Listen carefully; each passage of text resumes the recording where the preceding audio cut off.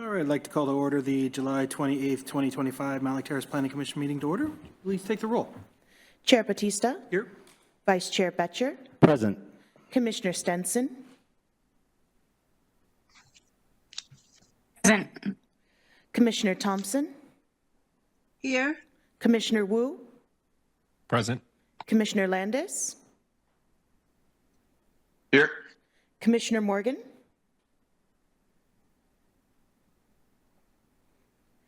I do not see Commissioner Morgan in amongst the attendees.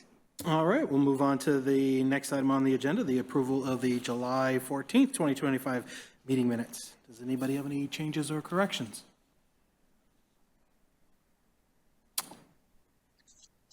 Not hearing or seeing anything, so we'll go ahead and declare those meetings accepted as presented. Item number 4, public comment. Let the record show there is no general public in the audience tonight. Did we have anybody who signed up to speak online or submit any kind of statement online?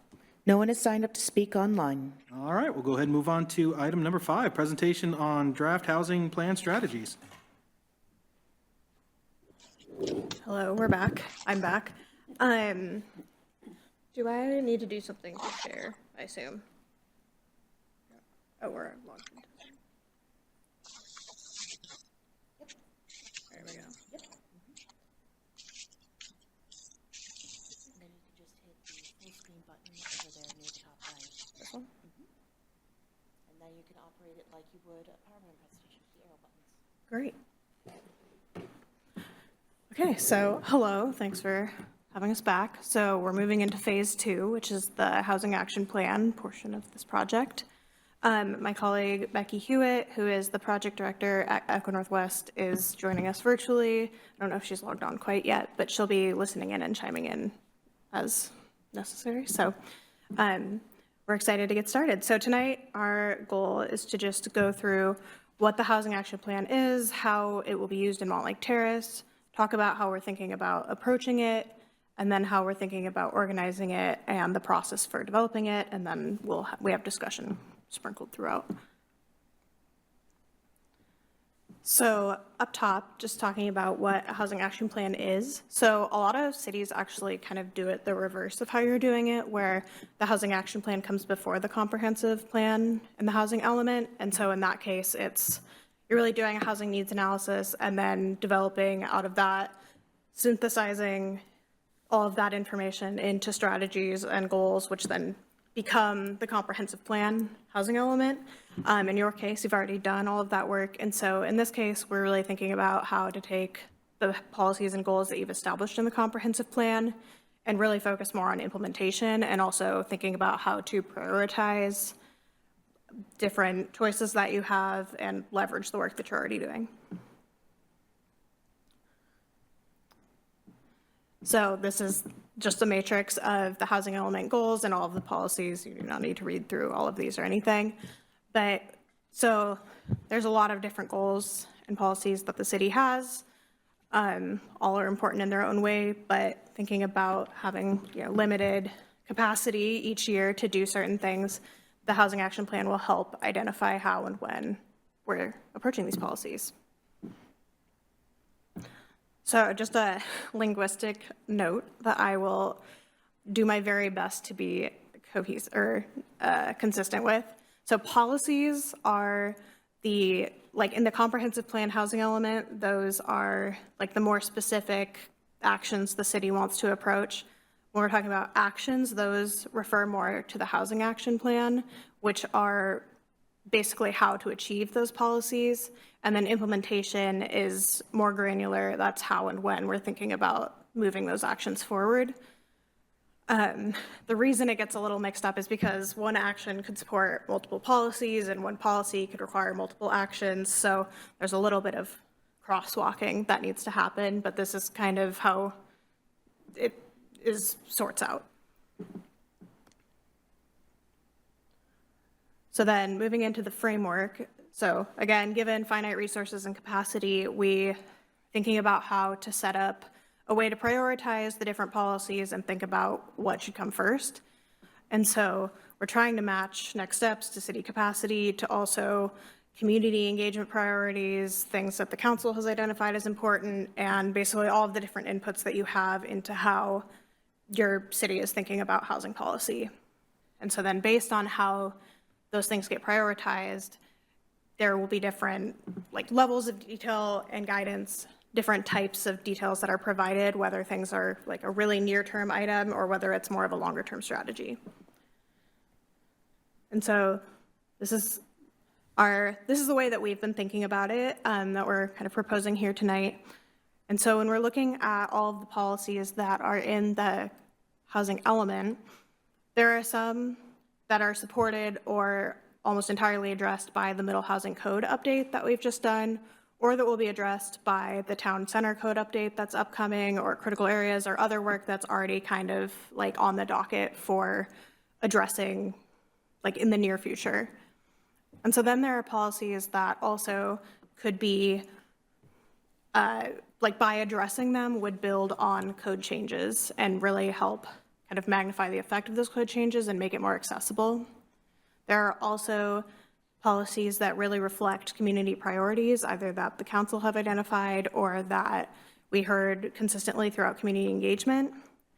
There are policies that are really specific to partnerships or taking a regional approach. And so for those, it's not necessarily like a one and done thing that you would be approaching, but more want to clarify what those roles look like, what the city would be bringing to the table, what those partners would be bringing to the table, and really how to structure those relationships to be like actionable.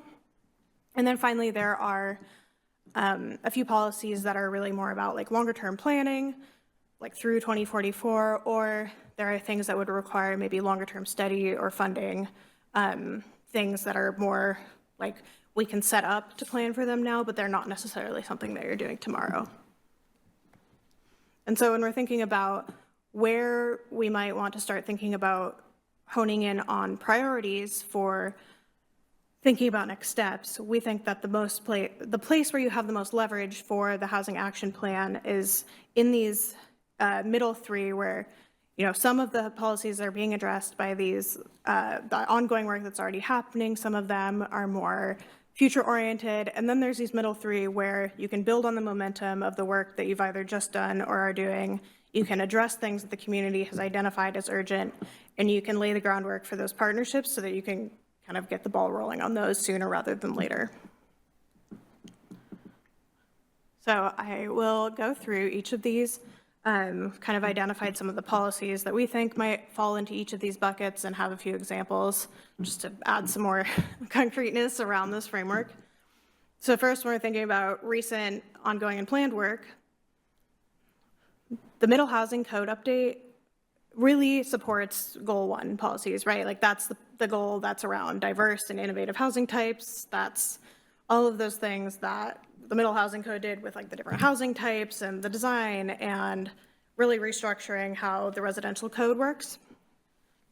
And then looking forward to the town center code update, that is a lot more towards goal 5, which is more about the town center zone, the mixed use and the neighborhood centers, those denser mixed use areas.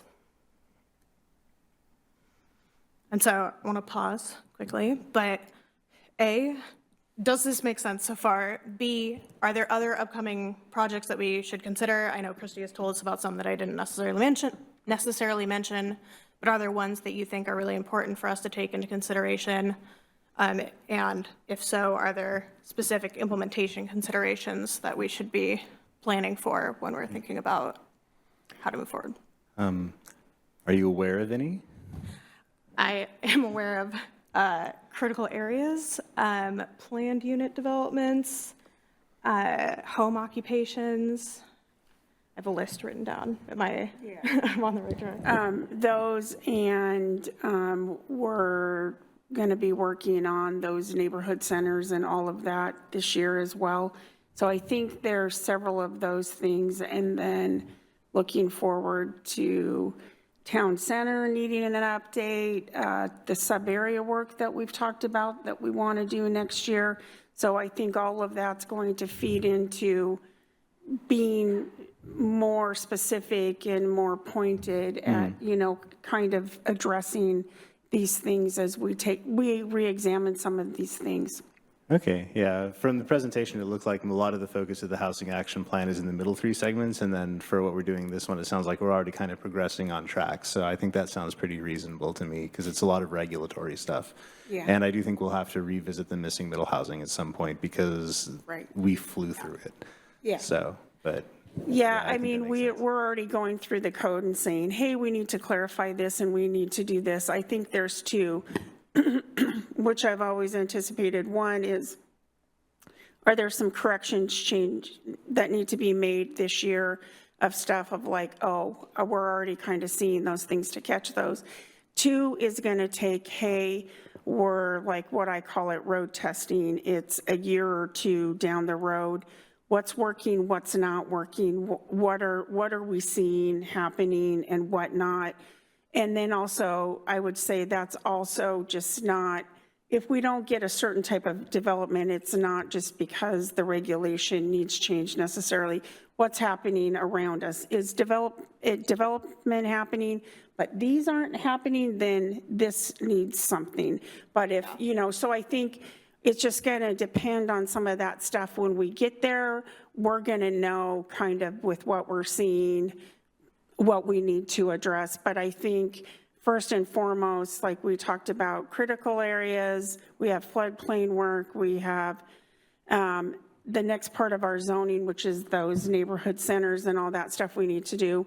And then like what we talked about in 2026, we need to do work on sub areas, and that's going to be a big part of it. And then town center needs to be looked at again, right? We took a look at that in 19. Do we need to make some edits to that, and what do we need to do, and what does that look like after that? So. Yeah, but it sounds like that list, like we're not leaving anything off the table, like we're not missing anything from it that you're aware of. Like that's pretty comprehensive. I don't know. I mean, we could always do more, but We should we got Eyes to are be bigger than our stomach realistic here. with time and staffing and stuff. But what we're looking for, is there anything that other than what's required to, some of it's just we're required to do things, but to the Planning Commission, is there something that you feel like is fundamental as a commissioner that we're not catching within the rest of this year and rolling into next year? Then we need to know what your thoughts are, or, some of those priorities as well. It's a long list I'm afraid to add to. Yeah. I do have a quick question. You kind of bring up, kind of looking back at what we did, kind of like an after action, road testing, seeing how things are working. We may very well be in a situation where pie in the sky, our code's great, nothing wrong with it, developers love it.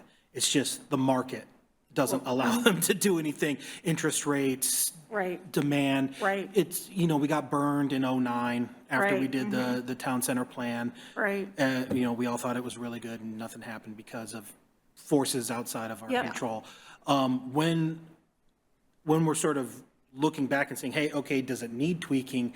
How are we able to separate it needs tweaking because there's something fundamentally wrong with the code, or it doesn't actually need any tweaking, we just have bad luck with factors that we can't. I think instead of just looking singularly at something, we need to look at exactly what you're saying. Hey, what's the market? Are we seeing any development right now?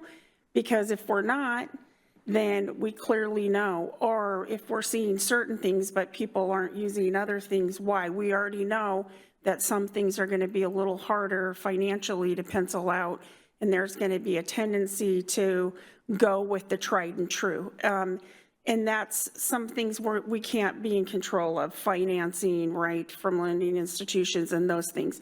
But we also know just by working with people, the little sticking points that we're going to run into, which is like, hey, this is going to be a problem here. And that's where we can have that conversation. Or if nothing's happening, it's just the economy, then I would say let's hold off on tweaking that necessarily if we don't need to, and focus on something like that we have road tested, which would be town center. Hey, let's take a look at that. We have zoning for parks that's archaic that needs to be taken a look at. So, I mean, I think what we can do is we kind of know what we need to do the rest of this year. We know what we have to do on work for next year. Let's kind of stay that course, and then we can start to figure out what it is after that that we need to take a look at. And priority-wise, get a feel for what's working or not working, and if we're not there yet, then let's go do something else that we know that needs work. Because there's plenty of stuff that needs work, Lord knows. So. Do you know off the top of your head, maybe it's already happened, I don't know, if there's going to be any near-term changes at the state level when it comes to codes for like mass timber and what would be feasible, you know, kind of higher stories? We had that one little area that we zoned for higher, and of course the developer didn't take advantage of it because, you know, they have their spreadsheet. How it calculated out for them, but I can only imagine as we progress further along with what's allowable with mass timber, maybe some of those codes kind of change, you know, in reflection of that, especially fire code. Is there a way we can address that? And take I think there's definitely, we're already looking into it from the building side, because I think there's a pathway for us. I think we can set the table, and then again, it's going to be that market thing, and people have been very successful doing 5/1. So banks loan on that. It's a sure thing. Let's do 5/1. Let's do 5/1. We're slowly starting to see some of that creep a little bit more, where we're getting up to 7. We're kind of starting to see some other stuff. I think we just need to make sure that you can do it here to open that door as much as we possibly can to allow that, you know, like anything else, that first person that's going to come here that wants to do that, that they would be able to do that here versus we don't have it in our code and like, oh, missed opportunity. So, yeah, I mean, Matthew in the background, Matthew Gissel, our building official, we have a meeting that we're all getting together coming up, and that's one of my concerns is it's both building and planning and engineering. It all has to work together, and part of that is making sure building-wise that the codes allow certain things. If we're just doing planning and not bringing building in, then we're really not allowing certain things to happen. So I'm not sure what the Washington Code Council is up to as far as the buildings codes go, because I thought they were going to do something different a couple of years ago with this push for more affordable housing and some of the new legislation, and they kind of did the exact opposite of that. So to tell you the truth, I don't know what they're up to. So I know some of the things they put in place are causing some issues of just doing what we've normally done, even 5/1s, where kind of the top floors that have been used in these buildings for open space and recreational purposes are now considered another floor, and that brings building implications to development. So I don't know how much pushback they're going to hear from the development community or how organized that is, but, you know, there's definitely a lot more requirements for energy code and all those other things, and that, as you guys know, adds to cost, right, when we're supposed to be trying to make things more affordable. So I think that's an important part that gets left out a lot. Let me not forget our online commissioners. Does anybody have any questions or things that they feel need to be added to the list that we've talked about so far? I do not. Yeah, no comment for now. Okay, I think we can move on to the next slide. Yeah.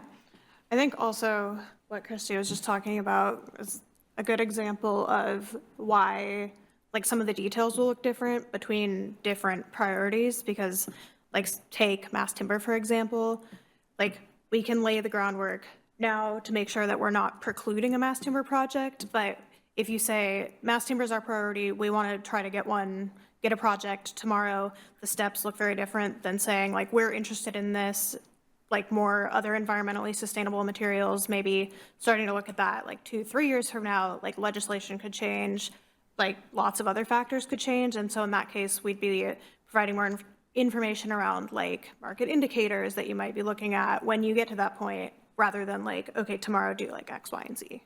So that's, yeah, just one, like a consideration for how we're thinking about prioritizing.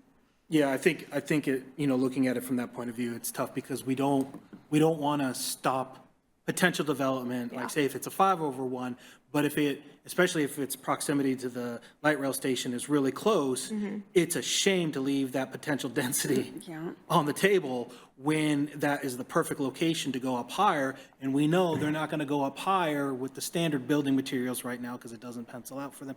Then they got to do more concrete and steel, and then they got to go up to 20. There's that argument by some people make is that there shouldn't be any height limits really close to the light rail station. I don't 100% disagree, but there's logistical challenges that come with it. We got to be practical about that. But in the meantime, mass timber might be that in between. So it's not, it seems like every year the pencil out floors goes up higher, but instead of saying 20, 25 floors, they might be able to pencil it out 13 to 15. So Right. Especially if we're reducing the amount of required parking or if however the state laws interpret it, says you can't require parking at all within that certain distance. Right. Which again, I don't necessarily agree with, but if if there's a demand for it and it works and, the developers say, yeah, we can do this, and people are fine with, yeah, we can live in the suburbs without a car. Let's make it happen. So, but if they come to the table and just with that 501, we waited decades from the last town center. I don't want to have us wait for decades more. So I think it would have to be as, obviously don't preclude one, allow both. And then maybe it just has to, on a frequent basis, sort of looking at our boundaries and saying, okay, we were really focused in this specific area for that higher density. It's all built out now. Is there justification for sort of expanding that footprint? Right. Yeah, absolutely. Yeah, definitely. And like there's a policy around environmentally sustainable materials. Goal 5 is all about trying to incentivize density around mixed use, transit, town center, those things. So those are all places where like we're going to be looking at it. And I think like when we say prioritizing, it's not that we won't be looking at some of these things. It's more about how we think about analyzing those things and what kind of information is most helpful for us to provide to you. Okay. Yeah. Thanks. Yeah. Okay, so talk more about policies that are opportunities to expand the impact of the code amendments, either middle housing code amendments or upcoming code amendments. And so these are really things around like providing resources around the regulations or looking at ways that are outside of the code to incentivize development, maybe looking at permitting processes or impact fees, like I'm throwing things out there, but like those sorts of things that are not necessarily code changes, but that are also really important to make sure that the code changes result in actual housing. And some of the things that we heard about that, both from developers, but also community members are, talking about that development regulations can be confusing, like especially for people who are like maybe not developers, but they're interested in adding an ADU, looking at ways to try to reduce costs or speed up permitting, looking at ways where there might be snags in the development process that could be smoothed out, looking at different incentives, again, like outside the code for certain benefits like affordable housing or other things that the community has said are important. So those are the sorts of things that we're thinking about here. And so I guess stopping again there, does this seem like kind of the right approach to maximizing the impact of the code updates? Are there things that you really want us to keep in mind when we're thinking about that? Are there things that are absolutely off the table? Like we're really here tonight to just chat with you all about what's important to you and how we should best proceed. So if I understand correctly, it sounds like the focus of this particular part of the housing action plan is like specific actions that the city can take. Like there are some things that are outside of our control, like financing or whatnot, but this is like looking at actions that help reinforce what the intent of the code is. Yeah, exactly. Yeah, and we've already mentioned before, kind of revisiting some of these things, town center, middle housing, that kind of thing from like a code standpoint. But what a lot of the comments are is like cost and complexity of permitting and things like that. So permitting changes. Yeah. When you look at potential permitting changes, how do you look at it? Like what kind of analysis do you do?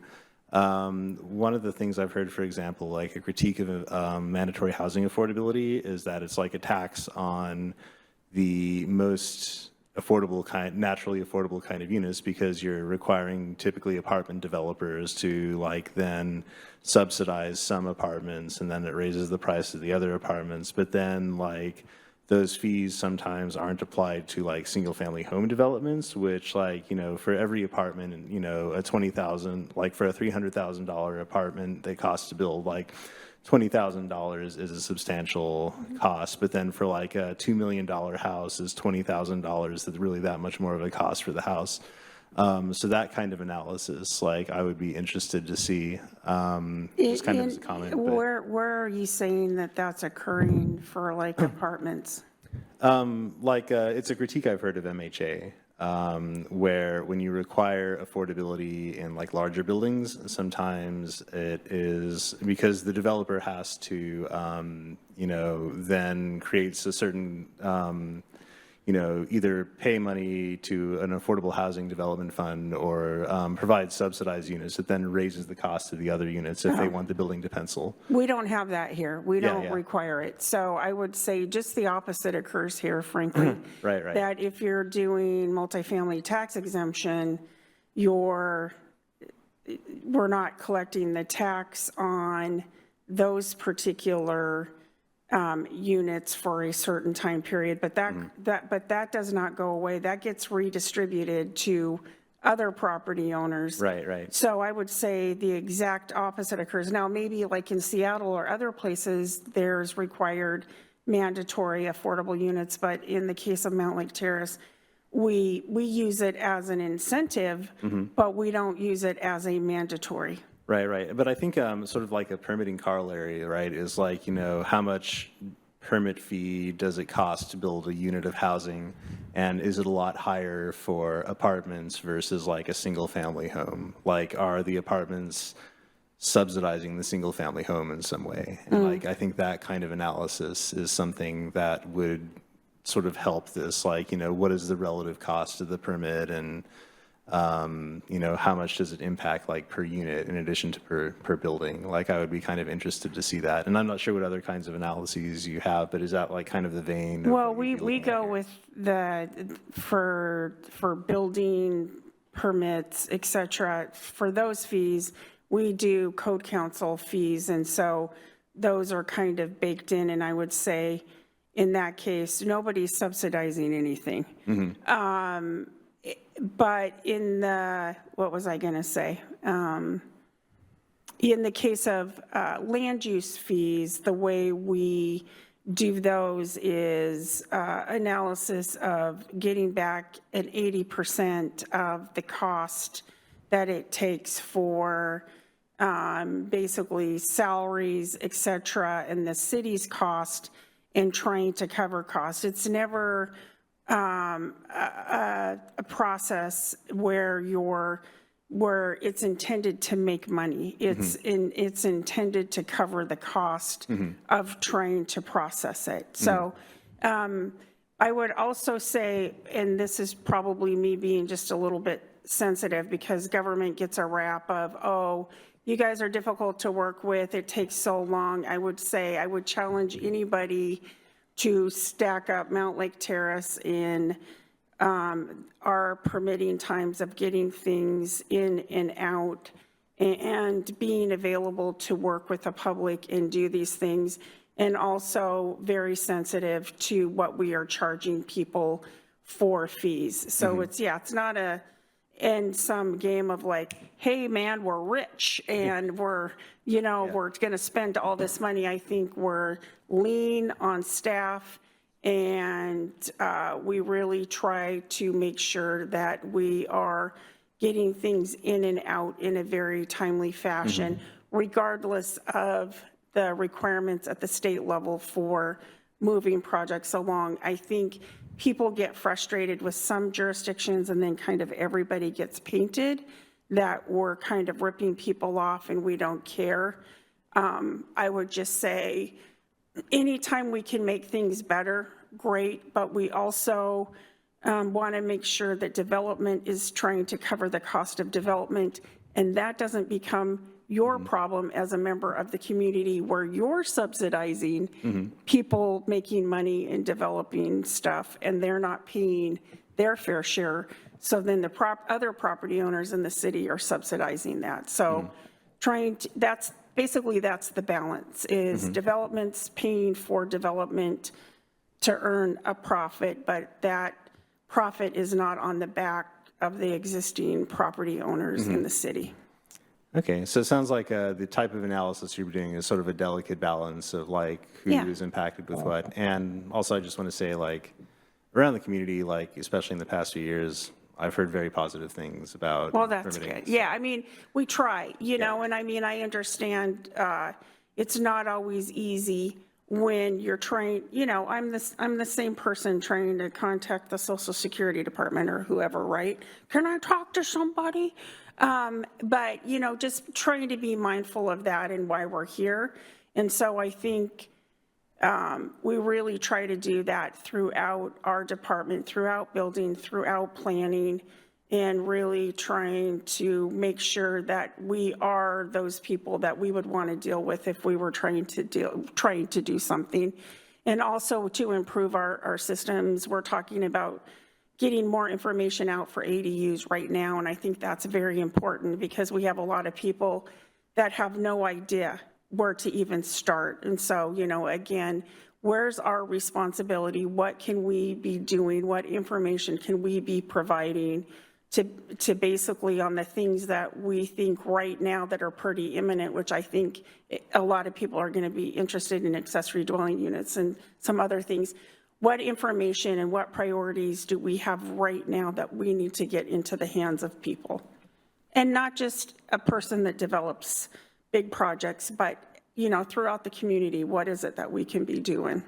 So I think that's one of the things we should be prioritizing.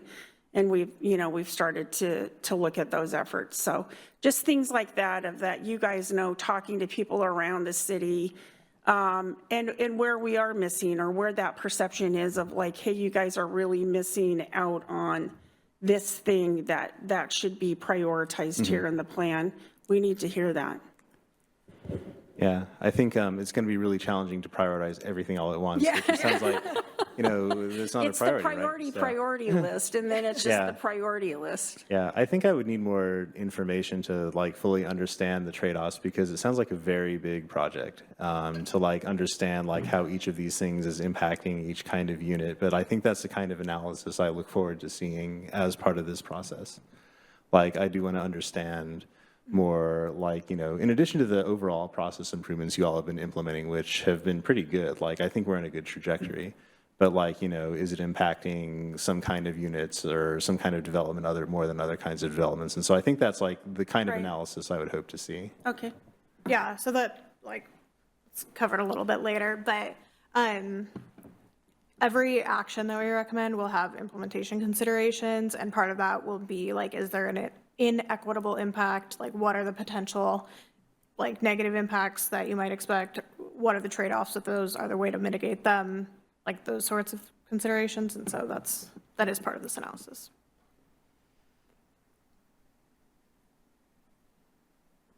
I just say I was going to agree with Christy. Well, no, especially when it comes to, people, they sort of make these blanket comments and statements about, roadblocks and how it takes forever to get things permitted and how it's a big imposition.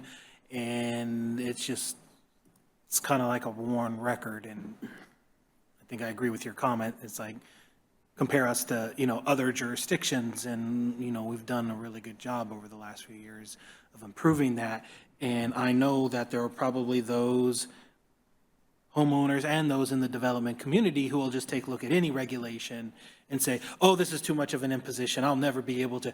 And I almost kind of want to say, put the money where the mouth is. It's just like, really, you got to, if you could prove that and show it and show that it's across the board, then yes, maybe we need to look at some of these things. But for a lot of these goals and policies, we just have implemented them. So it's really hard to say, oh yeah, these are all causing a huge roadblock, because hardly Right. anybody's even tested it out yet. Yeah, as a matter of fact, nobody really quite yet, but I mean, we're getting there. We're going to see a couple of things.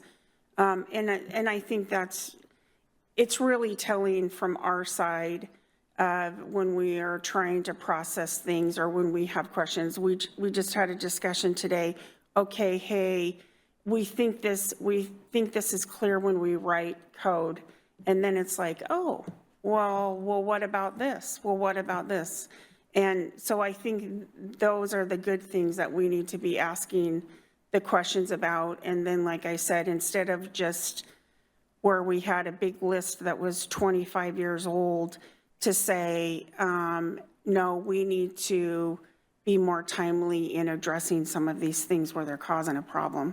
Because clearly there's going to be some things that we just didn't anticipate that we're gonna roll up on in the next year or two and be like, oh boy, didn't even think about that. So we need to change. We need to be timely in addressing some of these things. Anything else? Oh, looks like. Oh, yes, Commissioner Wu. Yeah, so going back a few slides to slide 14 or so, where there were goals and policies building on code changes, I was looking at the second column about being an active regional partner. In particular, H 2.1 and 2.3 caught my eye as far as feeling kind of very direct in terms of how the city would be acting with, say, creating regional partnerships to develop adequate supply of affordable housing. So just curious on some of the pragmatic actions that may be taken as a result of prioritizing like that kind of a policy goal. Just trying to imagine what that looks like in terms of actual actions. Yeah, so I'll take 2.1 as an example. So like take ADUs for an example. Currently, there's a few different resources on the Mountlake Terrace website about development, but it's not currently up to date with the current legislation, and it's not necessarily all in one place.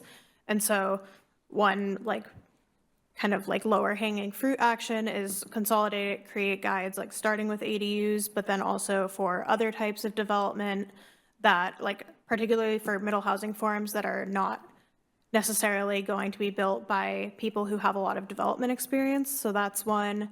I know if I'm talking to Christy, they're working on they're working on updating the ADU permitting process to be just a building permit that has like some additional review, but is not necessarily as complex as it currently is. And also just like other changes that would bring it up into line with HB 1337. There's looking into pre-approved plans or example plans, looking at providing those types of resources. So I think those are like a few examples of the types of things we'd be looking at, like providing resources, yes, but then like honing in on like what resources, where are they, what information do they have, are there ways that we can make it more accessible, are there other types of things that we could pair with it to like pre-approved plans, and also like written instructions on how to use them or things that you should be considering, like those types of things.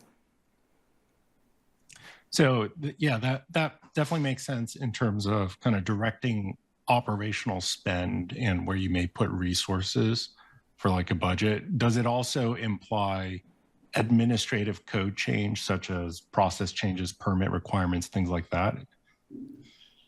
Yeah, I would say that would fall into like between maybe like HO 1.5 and 2.1. Like, again, like certain actions, like permit changes or permit process changes, will support multiple policies, right? Because it will impact different types of development and support different goals. And we've done some of that with the code changes, but all the literature and information needs to be coordinated and needs to be updated. So anytime like we just did where we did the change with the code, then it's all the permits need to be updated, right? All the literature needs to be updated. So it's those next steps of making sure that we are consistent and how we follow through. And also conversations of, do we have some pre-approved plan sets that have been reviewed that people can use, and what does that look like, and should we do those types of things? So, it's kind of the basic administrative stuff, and then it's asking the additional questions of, where are we going to get the most bang for the buck, as far as what are we going to see the majority of, and then prioritizing in making sure that those things are kind of the first things that we do to make better. And then kind of, again, it's prioritizing. I would say for the others with regional partnerships and those different things, it's staffing and dollars. And again, that doesn't necessarily mean just additional staff. It also might mean that we look at the staffing we have and how do we help in facilitating those partnerships a little bit better, and that's on the citywide scale too, not just with the planning department, but with, collectively and those priorities. So I think that's the stuff that we need to look at.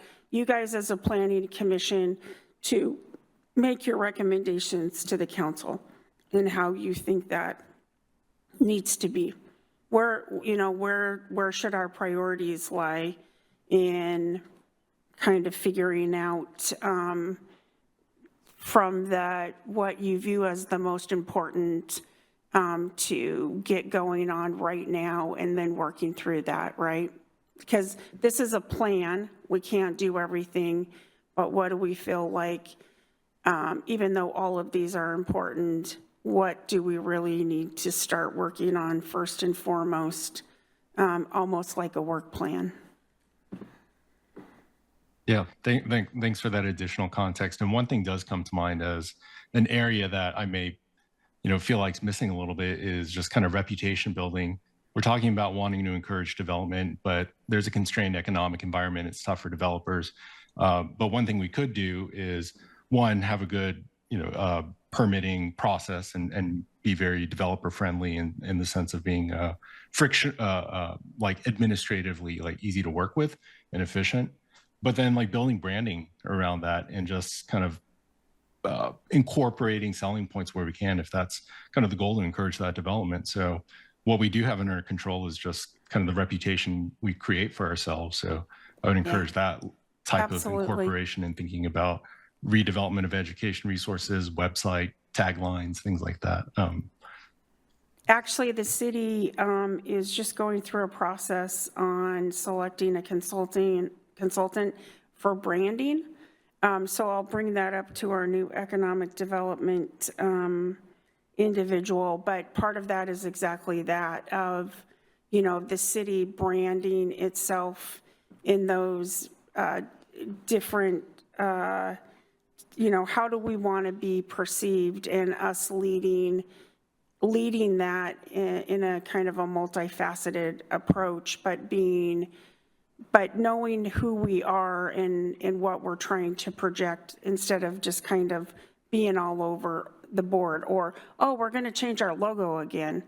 Okay, great, but, let's dig a little deeper than the logo and the colors, and, starting to think about this as it relates to development and economic our economic efforts and those type of things. So that process actually is going to get off the ground here end of August, first part of September. I think those are valid comments that you're making, Commissioner Wu.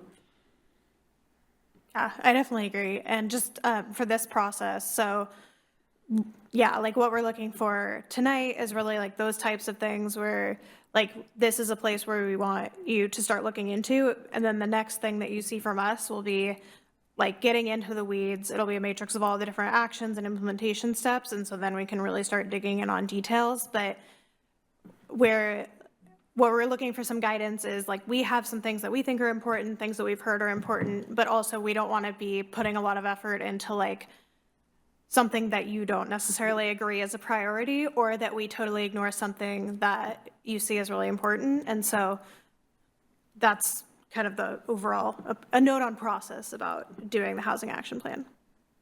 I think what would be helpful is with some of these policies, we're kind of already doing them. So maybe when there's the breakdown, you can kind of say, hey, this is something we're already doing. Yeah. And it's a constant effort, maybe it isn't a huge lift. It's just something that the city is already actively doing. For example, regional partnerships. We already work with, some regional partners when it comes to affordable housing. So it's not like we're starting a new process from scratch. Yeah. We're already working with those organizations. So the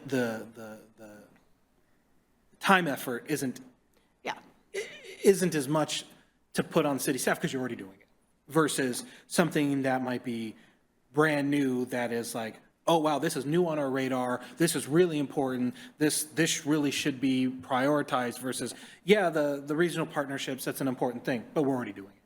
Yeah. Right. So, and I'm sure a lot of these policies on the various different categories fall into that as well. It's like on some of these, we're already doing it. And there isn't much more we can do that's different. It's just, it's a stated policy, we're doing it.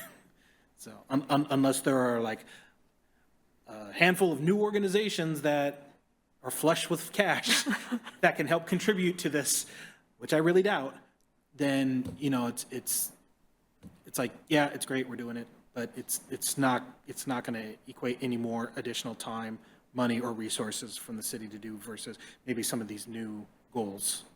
And so I think what would be helpful is when you sort of create that matrix, if there's at least some indication that says, FYI, you guys are already doing this.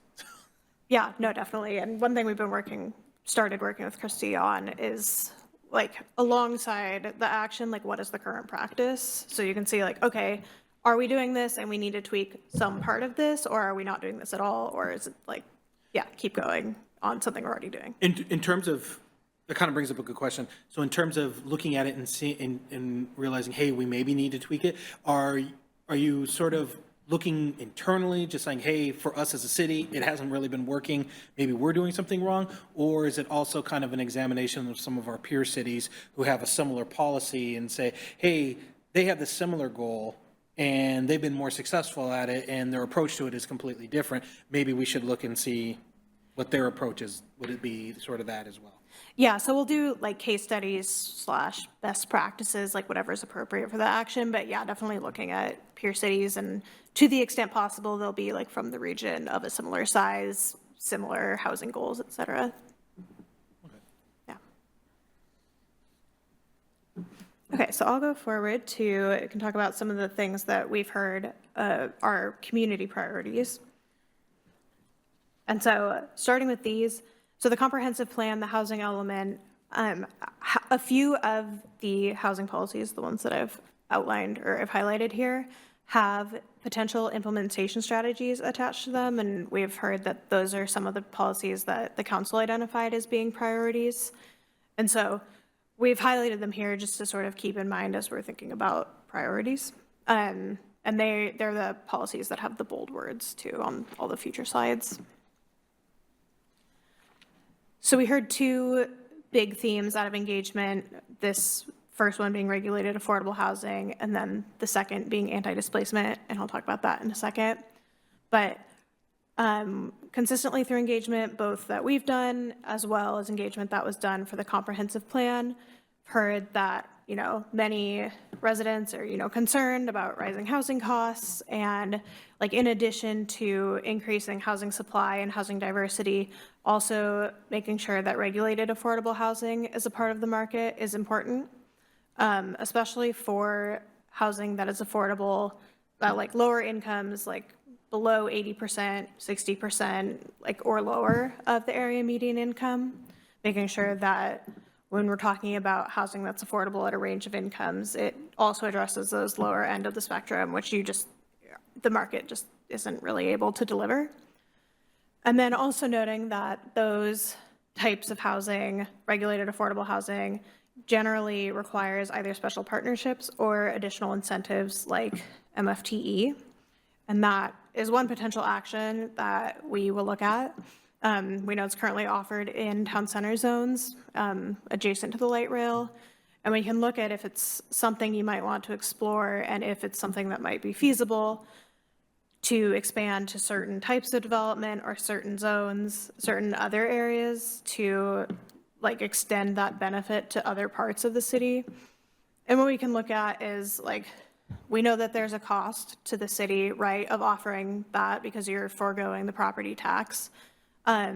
We know that there's, a benefit to the developer of the property tax abatement, but there's also like the cost of the program to provide those affordable units. And so we can do a quantitative analysis of kind of what those trade-offs are specifically, in particular to the middle housing types that we've been looking at already to see if, like, that's not to say this is something you have to do, but giving the information to see if that's something you might want to consider in the future.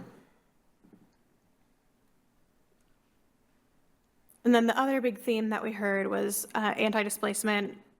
Similar to the previous point, a lot of residents have expressed concern about being priced out, concerned about rising cost of housing and what that means for their housing stability, and really felt that it was important that the city take proactive steps to protect lower income residents, especially as it's also incentivizing development, and in conjunction with light rail also bringing a lot of development to the city, just recognizing that those two things kind of go hand in hand. And so there was interest in things like community land trusts, alternative housing forms, but then also another big point that we heard was concern about manufactured home residents being priced out in particular. And so that's another potential action, is looking at ways that the city can very specifically protect manufactured home communities from displacement. We've looked into this a little bit. So code section 15.30 was last updated in 1994, so a little old. And there are definitely some things in there that might be barriers to residents' ability to either update or replace their home, do repairs. In particular, a lot of the units, maybe close to all of the units, could be non-conforming in some way. And so there are some ways that other communities have brought up to help, either do like for like, or give some flexibility around what that might look like to provide some relief to residents who might not be able to bring their entire unit up to code. And the other concern that we heard was not in Mountlake Terrace necessarily, but we know that in recent years in other communities in Snohomish County, like Linwood in particular, certain manufactured home communities have been bought by like other entities who have significantly increased the costs. And so there are some protections from recent legislation to protect against that, but also there are ways that you could potentially partner with like the housing authority or other entities to make sure that the affordability stays permanent, or like doing like resident-owned communities, things like that, where it's not just like, we hope no one will buy this and price out the residents, but okay, like statutorily or like in the mission of this owner, like this is, we can bet on this more. And so those are a couple places where we've heard concern, both again through our own engagement, but also during the comprehensive plan. Oh, this is just the highlighting some of the policies that kind of touch on the two things that I've just talked about. But it does seem like kind of, are these the right types of actions and policies to be focusing on? Yeah, what are your thoughts? So we've kind of talked about over the years, manufactured home communities, on and off over the last few decades I've been on the planning commission. And one of the problems, and I've brought this up in the past as well, is that, and it's kind of mentioned here, you know, the housing stock in these communities is getting older. And they're, just by the nature of their design, you can only do so much with them to try and, you know, bring them up to, you know, sort of current codes and current standards. And as you say, you know, a lot of these lands ends up getting sold to, you know, big corporations that just jack up the price. It would take them probably to stay within the family ownership structure that I believe the two main ones in the city are in. You know, individual owners, it would have to remain in those families, because I can't even see them selling them to another individual and it's still penciling out for somebody new to take on, you know, the cost of this. And at some point, you almost kind of just have to rip the Band-Aid off. And it's like, can these communities be preserved as is? Maybe. Should they? I'm not 100% positive. So I would say if we're going to devote time and energy, maybe time and energy to preserving an option of affordable housing at these locations, but not necessarily the existing housing stock that's there. If that means, hey, we will make it so, like, because at some point they're going to want to sell, unless they just pass it down through, you know, Sure. through inheritance and the family has no desire to. At some point, they're going to get sold. So I think that's really where the city has the ability to say, okay, we'll allow you to keep the use as is, but if you're going to change it, it's going to change completely, but it still has to remain affordable. So if that means just only affordable housing development is there, but something that is new, because, I mean, these mobile homes right now in some of these parks are probably pushing 50, 60 plus years old right now. We're just talking, you know, near-term planning, but, you know, you add another decade on, it's just not, I mean, I don't want to be the Debbie Downer, but it's just, you can't, this housing stock is not long for the world. Something is going to have to happen with them, something drastic, and something that is probably going to be more expensive than trying to preserve them. So I think that's where the city has the ability to say, okay, we recognize the need for the affordable housing. We'd like to see this stay as this area, whatever's going to happen to it, stay affordable housing. These are large lots. Maybe there's the opportunity to also increase the density, which lowers the per unit cost for affordable housing. But to just say, oh, we're gonna just assume that it's always just going to be a mobile home park with, as we progress, aging infrastructure. I just don't think that is maybe the best thing.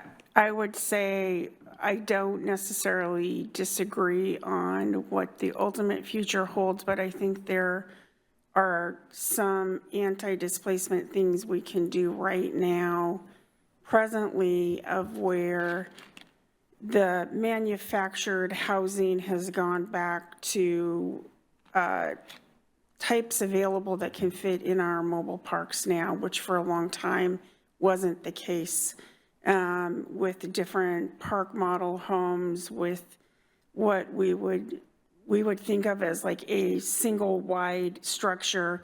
So I guess to me, I would like to try to say that somebody could replace a unit potentially, and that we're looking at the requirements for setbacks and such of what do we need to be minimally safe?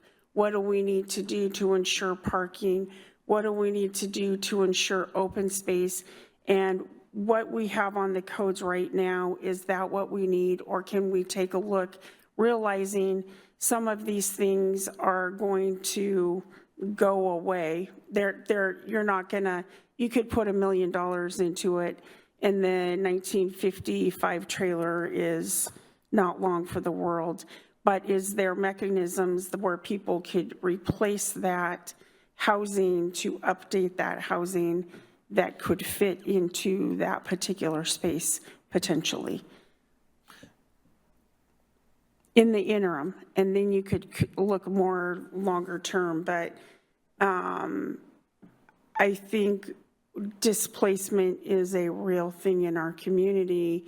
And one of my fears is once the folks that live in these mobile parks get displaced, there is no place for these people to go. You could say north, and I'm going to tell you, nope. You could say Eastern Washington, and I'm going to tell you, probably nope. We're getting to the point in our state of where there's not the outdoor that people had previously. And along with developing our community is going to be the real fact. Even people that live in housing, of taxes going up, of costs going up. And so how do we provide for that variety of opportunities for people? I guess I'm not ready to, personally, I would like to hope that we're not ready to give up on it just yet, or without some safeguards in place, because I think without safeguards, we're going to see what has happened with a lot of these, which they're going to be bought up for development. We're going to crank the rents up for the spaces. People aren't going to be able to afford it. You can basically pretty much get rid of them that way, and then you're going to develop it, and you're not going to develop it for any type of affordability that's going to be left in that location. Or a ownership potential, at least for the unit, right? So I don't know what the long-term answer is. I would just, I would hope that we could take an interim step, and so we could work on what maybe something like that looks like. I know our affordable housing, you know, providers and such, there's not a lot going on. There's not a lot getting built. So it's not like they're going to step in and be available for people to get housing. So yeah, I think it's gonna be a real thing. I think you bring up an interesting point, though, when you're talking about, you know, trying to see how you can make it work with our existing code, or how the existing code would necessarily need to be tweaked. I'll admit I'm not up on current design standards for manufactured home, but I just know that historically they're a lot bigger than they used to be. Sure. I mean, these are really small units. It would almost, I mean, in my mind, it would almost have to be for a 2-for-1 swap. You know, the amount of land, you know, both. I keep wanting to call them slips, but I know we're not talking about a boat here. But sure. The space. So right now, then, you know, the scale and size of the existing unit is very small. Any new unit coming in that would also need to have our current setback requirements and open space requirements, et cetera, is going to be more than what that existing space is. It's probably going to take at least part of the neighboring space. Well, you're going to take half a space, you've eliminated one. So now it's like you get one space out of two, or you get two spaces out of three, you know, so to make that happen, there's an odd man out anyway. So Potentially, I think if you take a look at what our setbacks are and what they could be decreased, which I think there's some potential there. I also think there is potential in the last several years where they are making models that can fit into those spaces more readily, which for many years they haven't. I actually go look at these things periodically to see what's out there. So I think there could potentially be a marriage to have a better fit, because at some point, you're exactly right. The unit itself wasn't made to last forever, you know, because the construction was not even what the construction is today. And so it's going to have to be replaced. So I think we look at things, yes, there's some units that can be maintained or fixed, There's others of, is there a possibility of replacing within some reasonable scenario of where you could go in and replace it? Yeah, the new unit's not going to be big. It's not going to have an expando, a tip out, or whatever you call it in a manufactured home. I'm talking RVs now, but you know what I'm saying? But it's like you're really getting back to something that's fairly small and fairly basic, but those units are out there now for sale. So I think it's just something that we should take a look at to see what we can do first before we say we're totally done as a displacement mechanism for right now. And then we can, you know, start diving into things a little bit more of what that looks like. But if those go away, then I think we have to face the fact of a multifamily tax exemption doesn't add up to a lot of decrease in the rent for a person that's renting or leasing an apartment or anything else. If you take a look at what the cost is based on, oh, this is a multifamily tax exemption, so you get $200 off of a $2,800 apartment. So now it's $2,600, mom, you know, with 2 or 3 kids.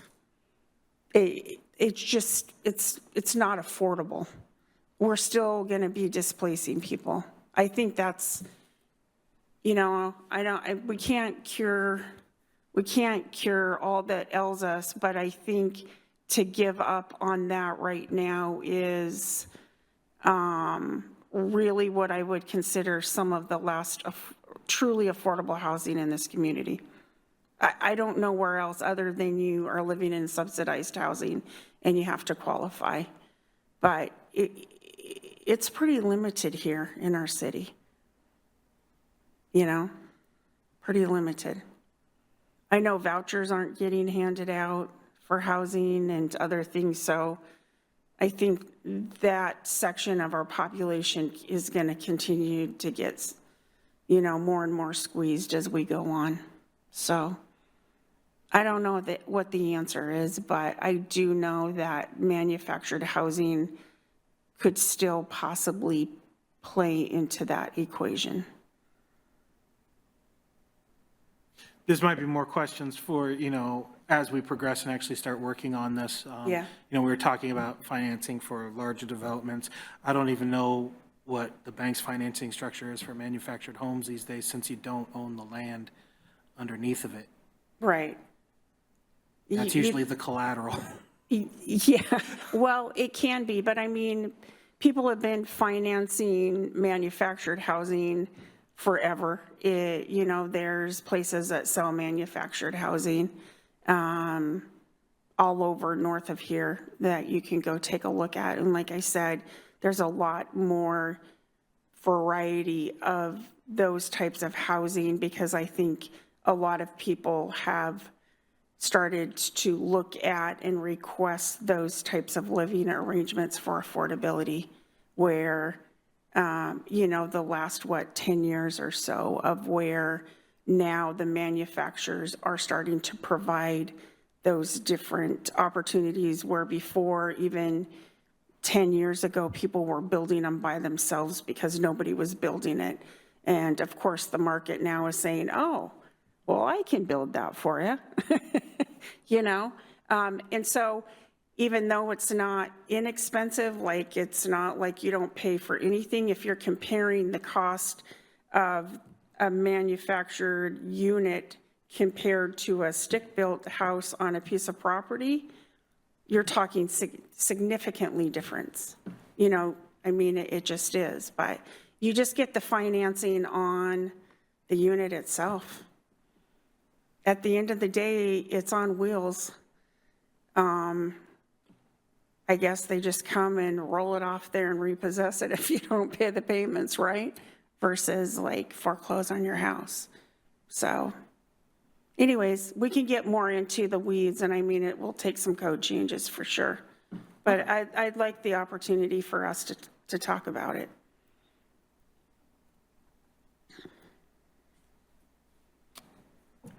I see Janine, or Commissioner Thompson's hand up. Is it up right now, or was it? No, actually, it was up. Is it still up? Because I tried to take it back down. No, I don't see that. Yeah, I was just going to say I kind of agree with some of the things you guys were saying, but there was no reason to do that, so I just took my hand back down.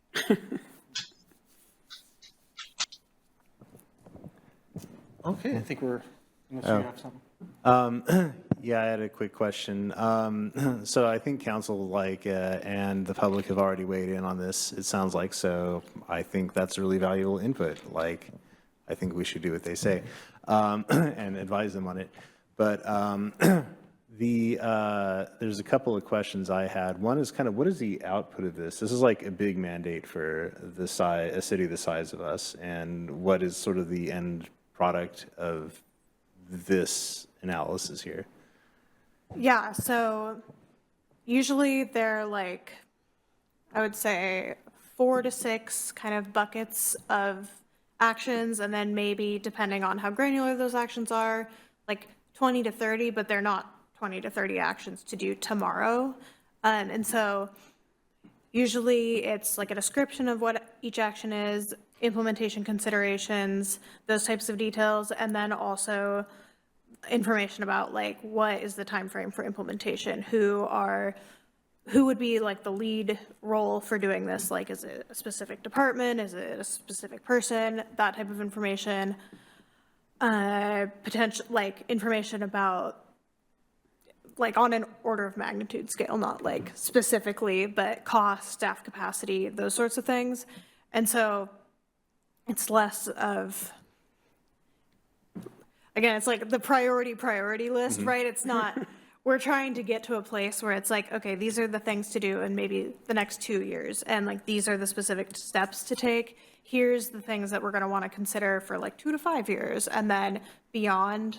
And for those things that are farther out, like, are there things we can do to lay the groundwork now that are maybe not as big a lift and we could do it now to kind of set ourselves up? Or are there things that we're not ready to address them right now and we're going to be waiting, Yeah, and I imagine there is a lot of lift on community partners like Hasco and whatnot for this. And so understanding what they're doing, what we're doing, what their resources are is also going to be a big part of this as well.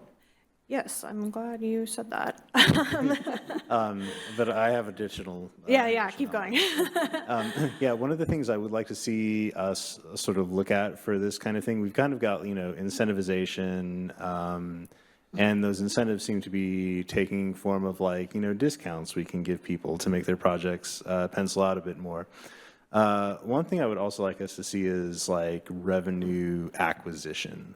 Are there sources of money? Are there arrangements we can make out? Are there certain kinds of projects that provide affordable housing that are more fiscally sustainable? Are there arrangements we can be making? If, say, a private developer is building a building and then a nonprofit affordable housing developer is also able to, contribute some money, but maybe it's, coming from some other sources. Are those the kind of resources we could be connecting? I think the city probably has a good role in that, and Hasco and all our other partners have probably good roles in that, but I think also a focus on revenue provision and how housing is funded, and are there buckets of money for that kind of thing, and are there some ideas about not just discounts the city can provide, but also are there sources of funding that we can bring into the community?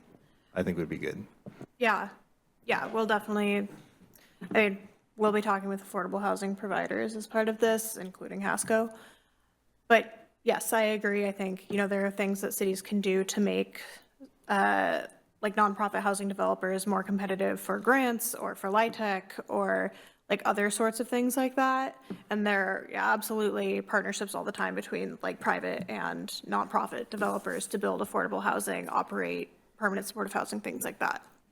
And so that is definitely a part of clarifying those roles and what those partnerships look like. Cool. Yeah. Just building on that. So I highlighted these four. Not that partnerships couldn't support the other ones, but these four specifically call out partnerships or a regional approach. But the thing that, like Commissioner Betcher, you just pointed out, is that which partners, how are we coming to the table, who are we convening, are there ways that we can approach this relationship like more creatively or in a way that we haven't done before to bring sources of money into the community or to better attract types of development, like really narrowing in on, we probably already have a relationship with like Pasco or other affordable housing or other providers in the community, but are there ways that we can either build on existing relationships, or are there maybe entities that we haven't engaged with that we might be able to establish a partnership with? And if yes, what does that look like? What are they bringing to the table? What are we bringing to the table? What's the outcome? Because like a partnership is like, you know, if we just know each other, that's not producing anything, but like what's the outcome that we're looking for and how can we get there? And so this is like specifically building relationships with affordable housing developers, some that you might already have a relationship with, others that you might not yet. But yeah, especially for looking at building housing that's affordable at below 60% of the area median income, that's typically almost entirely produced by nonprofit or mission-driven housing providers or housing authorities. And so how can you work specifically with those entities? Like, are there resources that you could help provide? Like, do you have a piece of land you might be able to support with, like, doing a long-term lease for, which might make them more competitive for certain types of grants, or like those sorts of things? And so part of this would be sitting down with some of those providers to say, like, what would you need? What would it take? Are there things that the city could be doing for you that might be helpful? Or, you know, trying to get more into the weeds on what does this partnership look like for the certain types of housing that we're trying to get, be it like permanent supportive housing, deeply affordable housing, emergency housing, like all of those different types of housing that you see that aren't necessarily just market rate or workforce housing. Is this the part where I can ask questions? Yeah, go for it. Cool. So are we just looking at the provision of housing, or are we looking at beyond, like, because, you know, some of these housing types are like, you know, need support, and it's supportive, right? Are we looking at just creating the housing, or are we looking what happens after the housing is created as well with this type of analysis? We were looking at, for the types that would have ongoing operating, would like that would be a consideration, right? Okay. Because it's not permanent supportive housing unless it has those services. It's Right, not right. senior housing, some types of senior housing, you know, unless there's. It's got to be permanent, right? Yeah, yeah. You just can't just build it and then it goes away. What I might start with an anecdote here, but what does adult family home count as? Is it under this bucket? Yes. It's like housing that provides Yes. support for people who live in it, although maybe it's not like, there's not necessarily the affordability. So like when I walk around, I see, you know, many adult family homes kind of throughout the neighborhood that might be hard to notice unless you're like looking at the business licenses or something. And they're kind of an example like that I think might apply to other things, because they're like a special needs population, right? And but, you know, they're just one of many kinds, and their needs are like, you know, special, but they're different than other special needs populations all around. And so there are things I wonder where, like, you know, do we know where have we identified everything that we currently have? And then, like, are there opportunities to support it? So, for example, like, my grandmother lived in one of these for a while before she passed, you know, a while ago.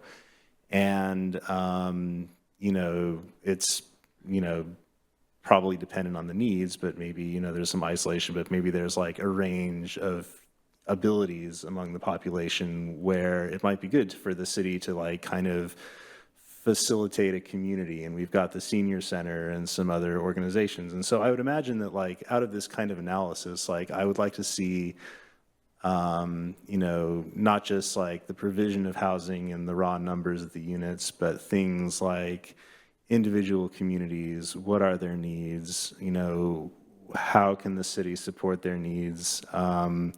Like just kind of have a better granular idea of this, because I think like ultimately what I'd like to see from this is like, what are we able to support? Are there some gaps in like what we're able to support? Like if we don't necessarily have a lot of services for one kind of population, but we have like, you know, for the adult family home and the senior center, like, do we have these kind of things? Like, I think that would be really valuable information for this. And that would help us prioritize relationships and maybe even programming and other kind of community bridge building things that I think when we're looking at this holistically, that's like something I would like to see from this. Yeah, that's really good feedback. Thank you. And yeah, there's, you know, this whole goal 3 is about supporting special needs populations. And, you know, there's a couple of call outs like permanent supportive housing, emergency housing, but otherwise special needs populations are not necessarily defined. And so I think digging into, yeah, what does that mean? Because the types of housing and the types of operating and the types of things you might want to consider can look very different for different. Yeah, and like, I think, you know, if we have this outcome where like, you know, we've got this park with all these facilities for families or whatever, like, you know, kind of exists, and then right next to it, somebody builds like 400 units of like, you know, some kind of housing where it's like helping, you know, maybe recovering drug addicts, and they don't leave very much in their house because they're kind of staying in there, and they're like, you know, kind of a lot of their life is confined on the site.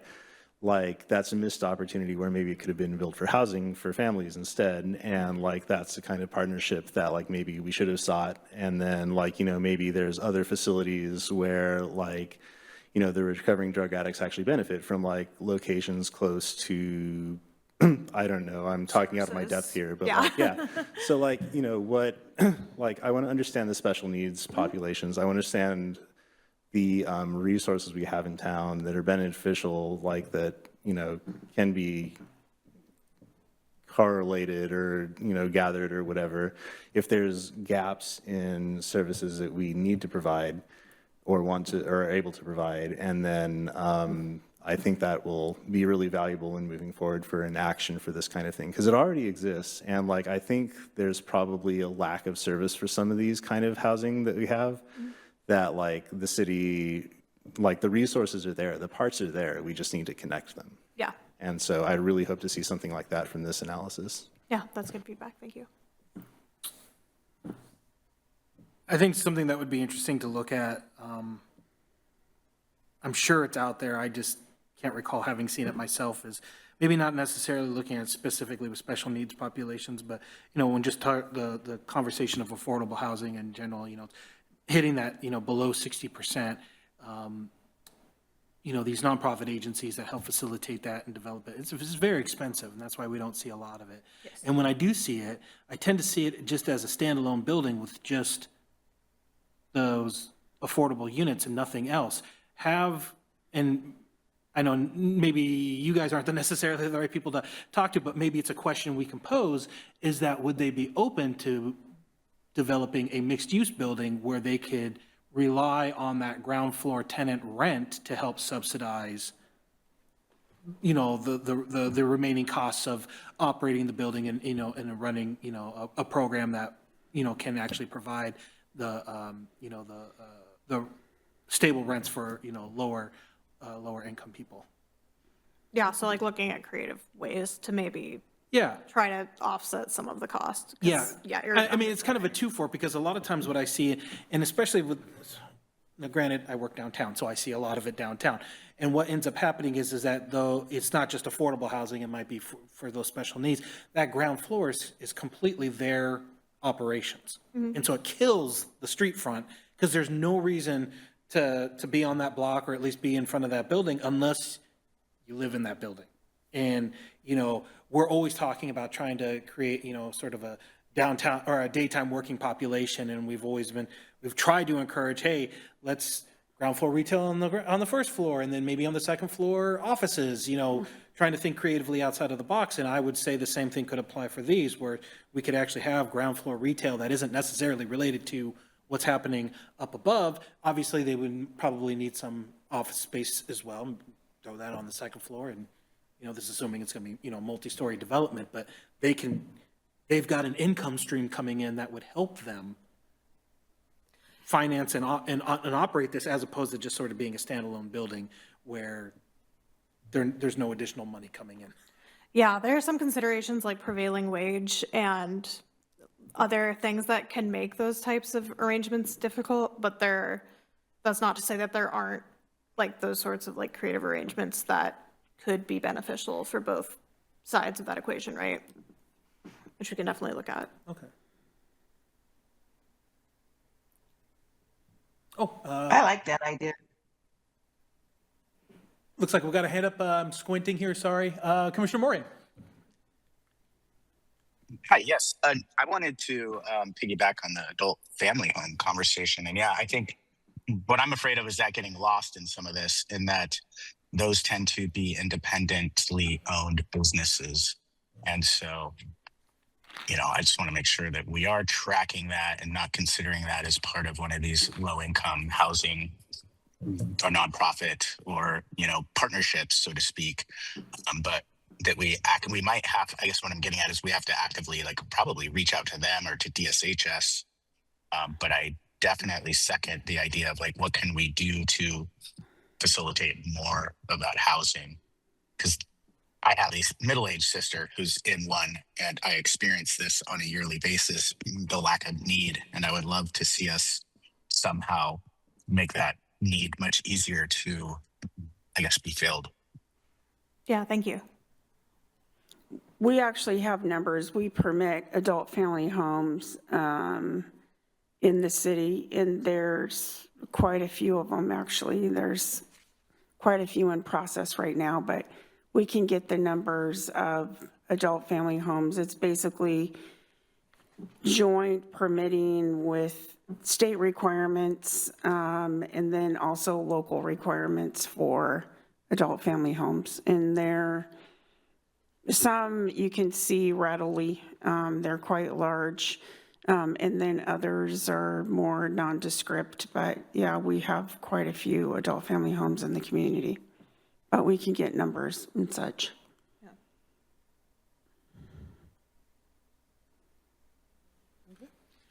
Okay, so then I will close out talking about some of the things that are maybe longer term. And this is not the final list or set in stone or anything like that, but there's a few policy HO 1.1 and then some of the ones in goal 2 that are about either advocacy or about long-term planning for future populations, planning for housing at all income levels, those sorts of things that are definitely not just like a one and done thing, but they're going to be ongoing for a long time. And then I highlighted a couple in goal 3 just because, to the point that we were just talking about, there are types of housing where you don't just necessarily develop it, but it's an ongoing operation. And so there's that, but those types of housing can also be very expensive and require partnerships that can be, multiple parties, multiple stakeholders that you're bringing together. And so those, for some communities, can be longer term projects that they're working towards rather than something that they're necessarily ready to take on tomorrow.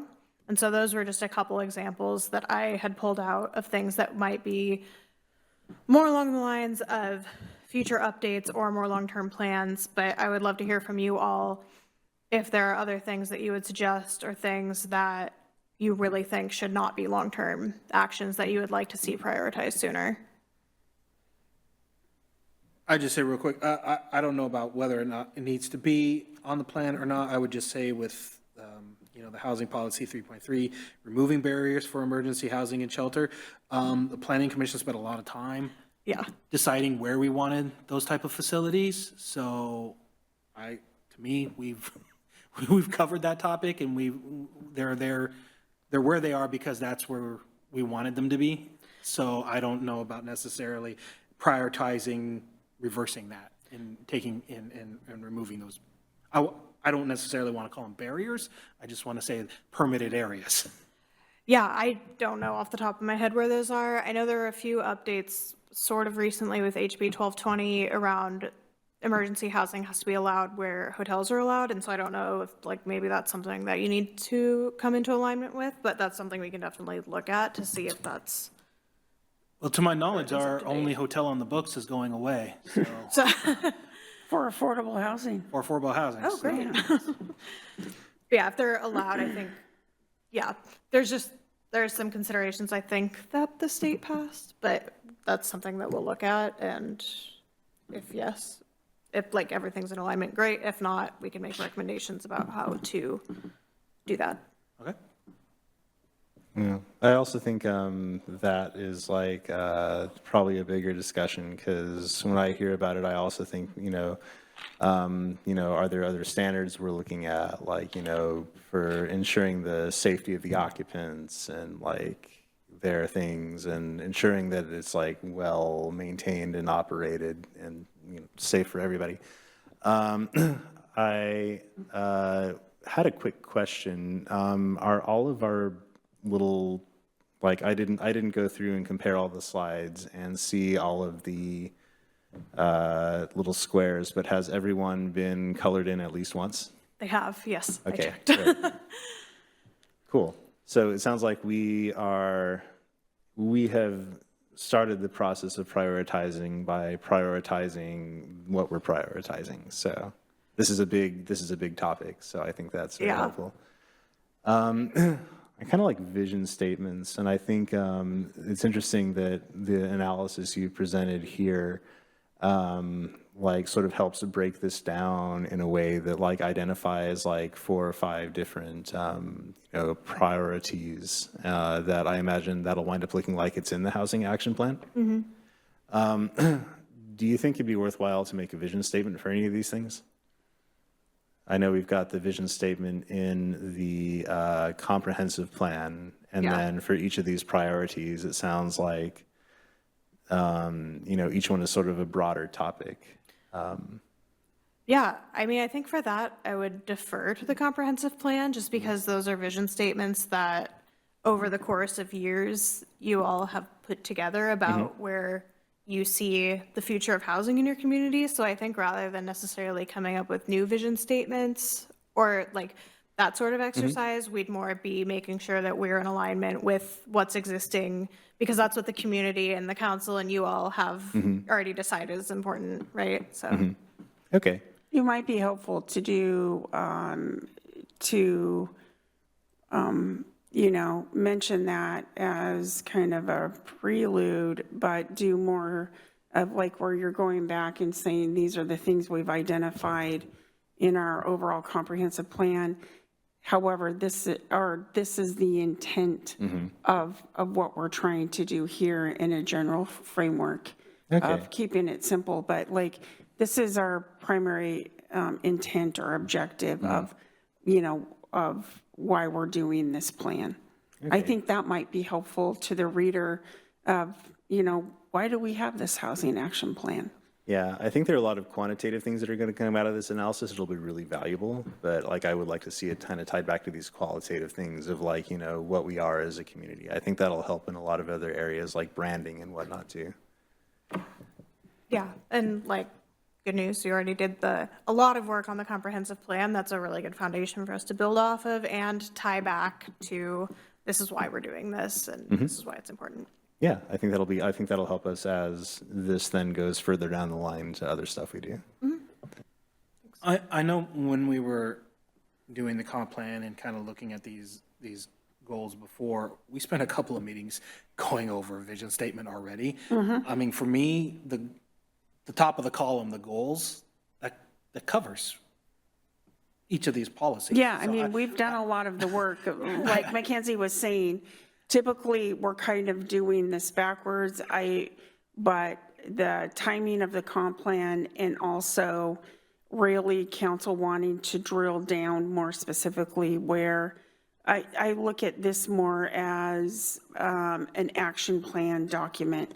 We've got the goals, we've got the policies, we've got some, what are our strategies and what are our actions? What's our implementation and prioritizing that to where we got it, we got the plan, Now, how do we forward some of these objectives that we've already identified to move forward? Where we're actually doing the work, you know, where we're actually moving it forward versus that's a great goal. That's a great, you know, that's a great Yeah, I think, policy. We agree. We all like it. It's a great policy, but maybe it's a policy that just kind of sits in that comp plan for the next how many years. So I think that that's the intent of really trying to start building on. We have a vision. We have a lot of things, you know, figured out as to what we would like to do. Okay, now let's take the next step of doing some of these things and prioritizing them. yeah, but the, yeah, I think where I'm getting at is the, like the framework you presented here it doesn't align with our goals and policies. It's like, you know, they span several goals and policies Sure. that we've introduced. So I think, like, you know, saying how they're the manifestation of the vision statement and all that would be helpful as well. Yeah, and we'll work with you all on how everything ends up kind of being structured in the final housing action plan, but I think we're currently approaching it like doing it with the framework of the existing goals and policies, and then with what we've walked through tonight, using that as a mechanism for prioritizing. And so making sure that everything gets covered, but then also walking through how we arrived at the eventual decisions that, you know, we'll agree on about what comes first. Cool.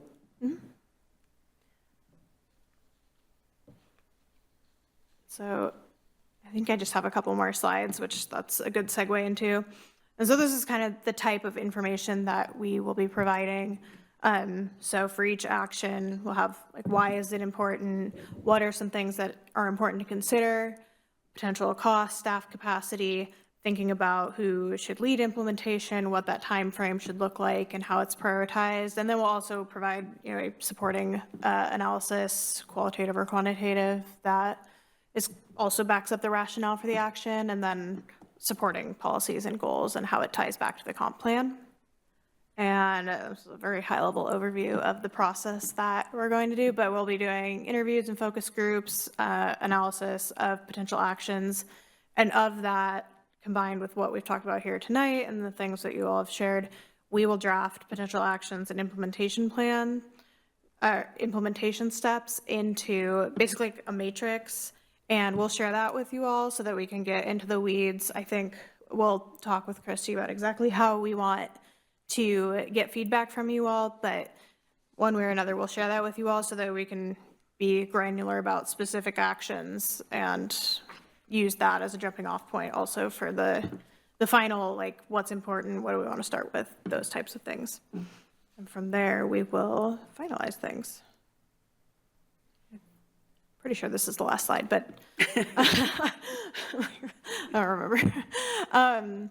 But overall, any other thoughts? Does this seem like the right approach? Are there things that you really want us to prioritize? Are there specific types of details or guidance that you think would be helpful, that you would like to see sooner rather than later? Anything like that?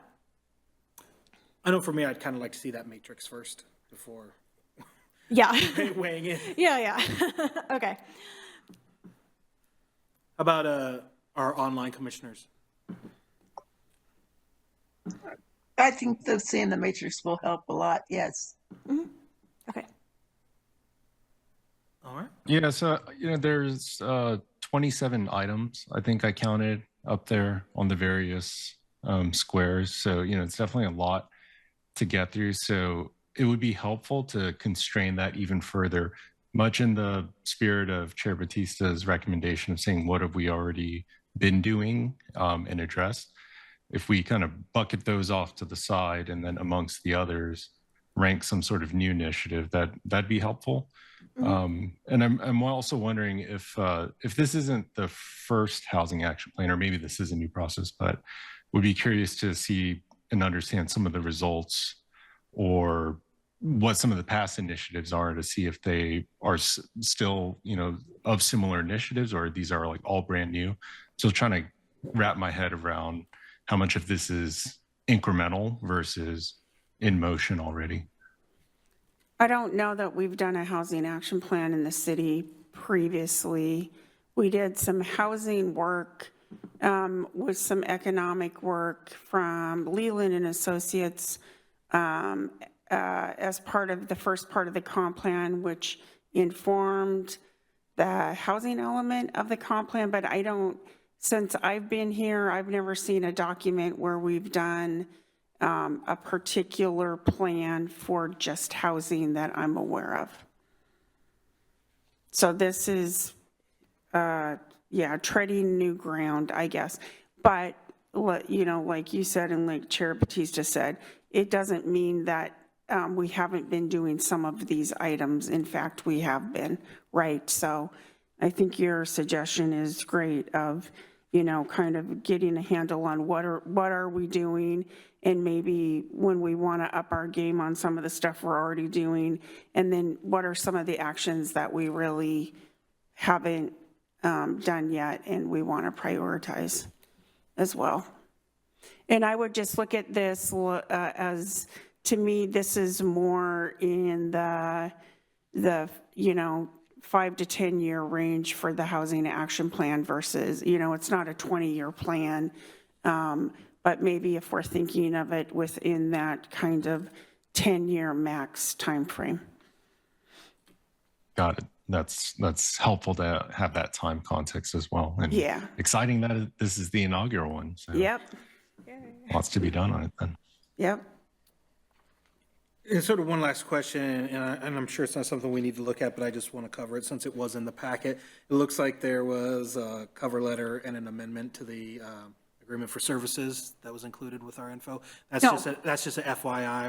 We don't have to review this or talk about it. Oh, no. It's already signed by the city manager, so I was like, what? Oh, yeah, we that's funny that that's in there. Yeah, that's just the copy of materials for the work that we were doing with Echo and the other folks. That's what I figured. We normally don't see that in our No, stuff, so I just yeah. wanted to make sure. Yep, okay, appreciate it. All right, so are we all set then for your presentation? You are. Okay, thank you very much. Thank you. So it looks like the next item on the agenda is overview of critical areas ordinance, update of floodplain management ordinance, chapter 16.18 update. And I am going to give you a couple of seconds to get set up and get your PowerPoint presentation. So this is sort of an unofficial recess for 5 seconds. So if you're ready to I go, will take the opportunity. go ahead. Don't wait for me.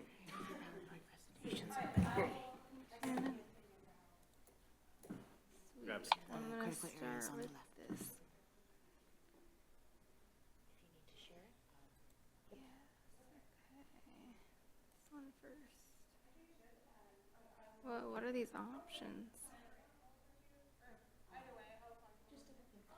This one? Oh, sorry, share. Oh. My apologies.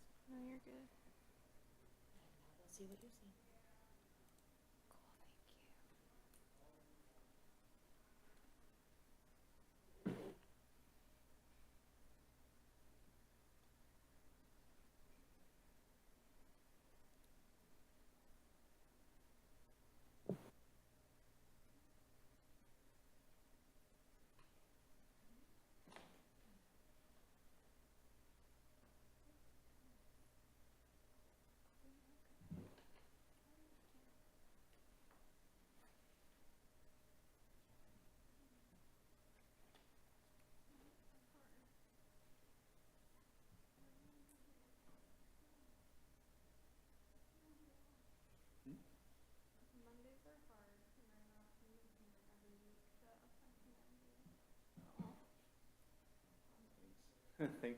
Thanks for staying and listening to us talk for a period of time. I've been curious, so it's good for me to get an update too. Oh, on the housing action plan stuff? Yeah, honestly, it's like a new thing. It's a big thing. Yeah. How are you going to do this? All the other stuff kind of routine. So much stuff. How many are you now? You've got like a few. Yeah. This past my third year. Congratulations on senior dinner. Thank you. Appreciate that. And you've, it's you and Christy and a few other people, right? Yes, Myrna and Emma. Okay. Yeah, Emma started right after Memorial Day. And Myrna's been here for how long? Like a year and a half? Myrna? 2? Yeah. No. Year? 9 months, Okay. 10 months. It's like, Yeah. Let's just say we've had our share of, I'm considered the old guard at this point, which Sarah and I were just talking about this today of, when I got here, there were many longtime city employees that had worked here for 20, 30, 40 plus years. And little by little, it's like people have retired and, you know, people have left and yeah, I mean, we could have a whole conversation, but yeah, it's definitely a different world than it used to be, for sure. If it makes you feel any better, everybody seems new to me still. Including me? Yeah. Oh, get out of town. Come on, I'm old hat now. 7.5 years. Yeah, but I know, it's, sometimes you're like, who's that? Like, I'm even doing that with people that come into City Hall. Who's that person?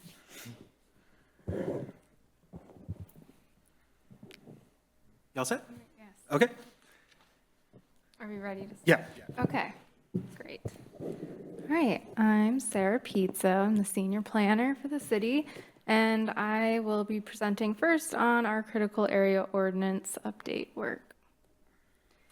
So the purpose today will be to provide some background information and context for this work, give a high-level overview of some ordinance updates for critical areas, and then gather your questions and concerns as we move forward in this work and discuss next steps. So agenda, sorry. Oh no, this makes sense. So gonna go over some council goals real quick. Subject summary, key topics, timeline, and question and discussions. So council goals that relate to critical area ordinance work is the environmental sustainability and resiliency goal. So minimizing climate impacts while protecting vulnerable populations, planning for citywide resilience, safeguarding water quality and critical areas, and collaborating regionally for environmental sustainability. All right, so our critical area ordinance is required to be updated from through the Growth Management Act. They require all cities and counties to adopt development regulations that protect critical areas. Because these regulations help preserve the natural environment, maintain fish and wildlife habitat, protect drinking water, and reduce exposure to risks such as landslides and flooding. And there are 5 types of critical areas that we're required to regulate.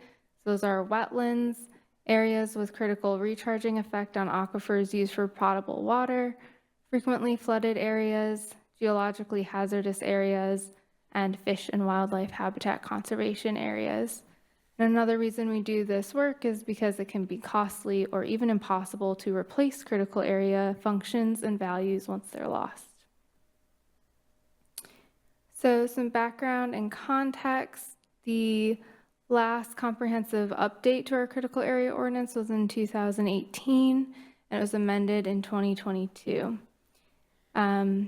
Like I said, the Growth Management Act requires periodic review of our critical area ordinance, and our updates must incorporate best available science. So as time goes on, science evolves, we know more things about the environment, and our regulations need to stay up to date with that. Jurisdictions are also required to give special consideration to conservation and protection measures necessary to preserve or enhance androgynous fisheries.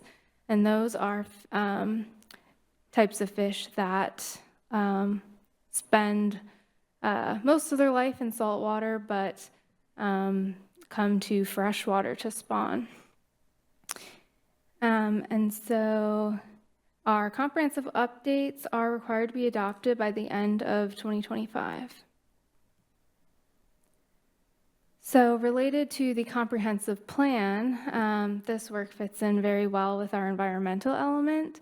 So policy EN 1.1 is to regularly update regulations and programs to incorporate environmental best available science and guidance from state agencies to protect the functions and values of our critical areas, and policy EN 1.4 to provide regulations that allow for adequate protection of critical habitat, including fish and other wildlife. And so updating our critical area ordinance is right in alignment with implementation measures in our comprehensive plan for these policies. So our critical area ordinance scope and progress to date. So back in February, the city hired a consultant, Facet, to support critical area or our critical area ordinance update work. And they've worked with a lot of other jurisdictions on critical area ordinance updates. So I feel grateful to be able to work with them on this. In May, they provided us with their draft best available science, a review document, as well as a draft critical area ordinance gap analysis. So looking at our current code and where identifying gaps with the new latest best available science. And then right now, the city is in the midst of drafting an ordinance update for you all to review. In July, earlier this month, it's still July, yep. We met with the State Department of Fish and Wildlife to discuss best available science, some really early draft regulations, and specific Mountlake Terrace jurisdictional constraints. I also have been in contact with the Department of Health on some preliminary language on our critical aquifer recharge areas. And then before you all and City Council this month to go over this really high-level overview. So work that's planned probably in August, submitting SEPA permits for SEPA review that's required. Planning to go to National Night Out on August 5th to do community engagement, public outreach on our critical area ordinance update work.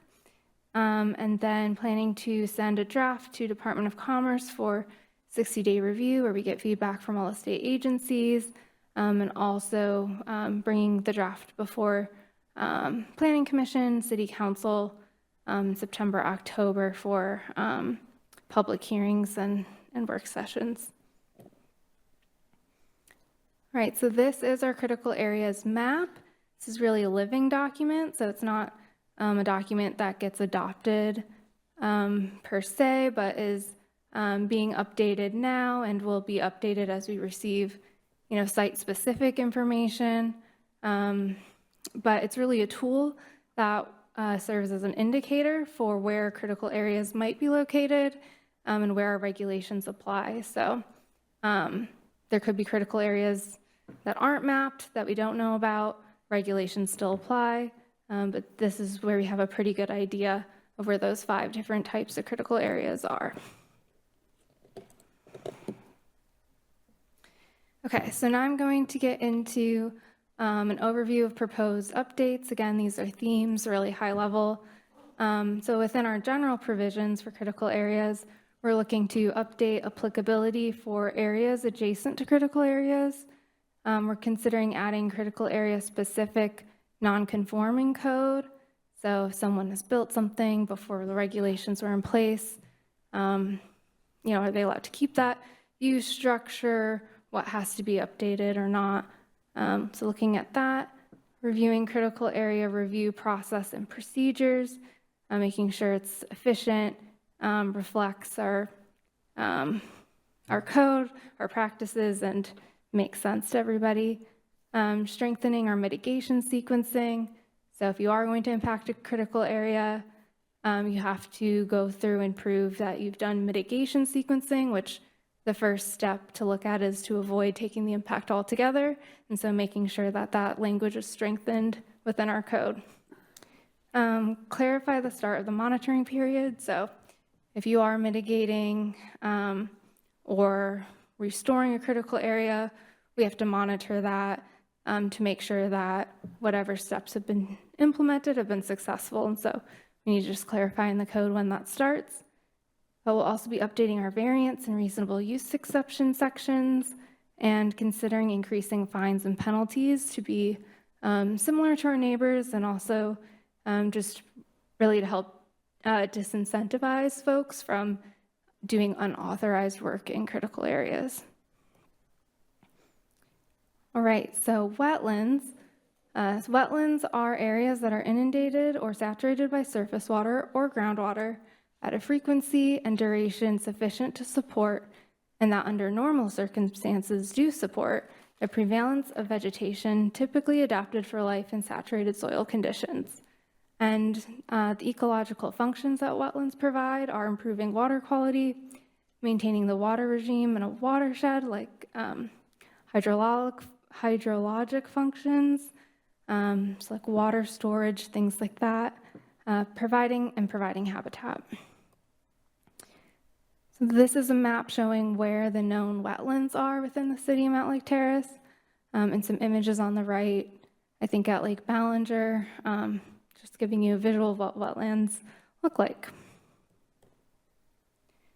So high-level overview of updates we're looking at for our wetland section is referencing the state's most recent wetland rating system, reviewing and simplifying our critical area report requirements for wetlands, updating buffer requirements, reconsidering allowances for wetland alterations, because I think right now our consultant says that they're a little bit open and that we might want to tighten those up to strengthen those regulations, and then update mitigation ratios and consider adding debit credit method. So what that means is standard mitigation ratios say if you're impacting so much acreage of land, then you have to improve a certain ratio more of land, and it's just based on acreage. Debit credit method says you're impacting a wetland in a certain way, and so you have to really take into consider not just the size of the land, but the function that that land is going to provide. All right, next one is critical aquifer recharge areas. These are areas with a critical recharging effect on aquifers used for potable water, including areas where an aquifer that is a source of drinking water is vulnerable to contamination that would affect the potability of the water or is susceptible to reducing recharge. So ecological functions, pretty straightforward, providing safe drinking water, also contributing to groundwater quality and in-stream flow, and providing habitat for invertebrates, which is a salmonid food source. All right, so this is our map of our critical aquifer recharge areas, or areas nearby with wellhead protection areas, and a cross-section illustration of groundwater flow and contamination paths, so you get an idea of what these areas kind of look like from a cross-section, why they're important to protect. So some updates to this section would be to update our classification to be based on susceptibility and include wellhead protection areas. Right now, I think they're based on significance, but that's a little bit ambiguous, so just tightening that up. Adding our CARAs, critical area recharge areas, to the critical area map. So we've already done some work on that. And then requiring critical area reports to include wellhead protection information where those are present. The next type of critical area is the frequently flooded areas, and these areas are lands in the floodplain subject to at least a 1% or greater chance of flooding in any given year, or within areas subject to flooding due to high groundwater. These include, but not limited to, streams, rivers, lakes, coastal areas, which we don't have to worry about, Mountlake Terrace, wetlands, and areas where high groundwater forms ponds on the ground surface. And the ecological functions are floods, water storage and conveyance, nutrient and sediment deposition, and mobilization of woody debris. This is where our frequently flooded areas are in the city. This is from the National Flood Insurance Program map, or flood insurance rate maps for Zone A. That's what we have, and I'll get more into that in my next presentation. But these are the areas we worry about frequent flooding in Mountlake Terrace, with also some visuals of what that can look like also from around Lake Ballinger. So updates for this is to include a reference to the National Flood Insurance Program, compliance with MTMC 16.18, and I'll talk about that more in my next presentation, but just to make sure we're referencing that here in our critical area ordinance update. All right, geologically hazardous areas are areas that, because of their susceptibility to erosion, sliding, earthquake, or other geological events, are not suited for the siting of commercial, residential, or industrial development consistent with public health or safety concerns. There's 4 main types. There's erosion hazard areas, landslide hazard areas, seismic hazard areas, and areas subject to other geological events, such as coal mine hazards and volcanic hazards. In Mountlake Terrace, our biggest concern are erosion hazard areas, landslide hazard areas. We might have some seismic hazard areas, but I think the first 2 are our biggest concerns here in Mountlake Terrace. And these are where our geologically hazardous areas are located within the city, and some images of some steep slopes, which are pretty common in these areas. So updates for this section include considering integrating landslide hazard area factors into geologic hazard classifications. Because right now I think it's based just on soil type and slope percentage, but there's other factors that we could take into account when designating landslide hazards or the geological hazard classifications. And then adding a cumulative impact assessment as a requirement for our critical area reports. Okay, last but certainly not least is the fish and wildlife conservation areas. These areas serve a critical role in sustaining needed habitats and species for the functional integrity of the ecosystem, and which, if altered, may reduce the likelihood that the species would persist over the long term.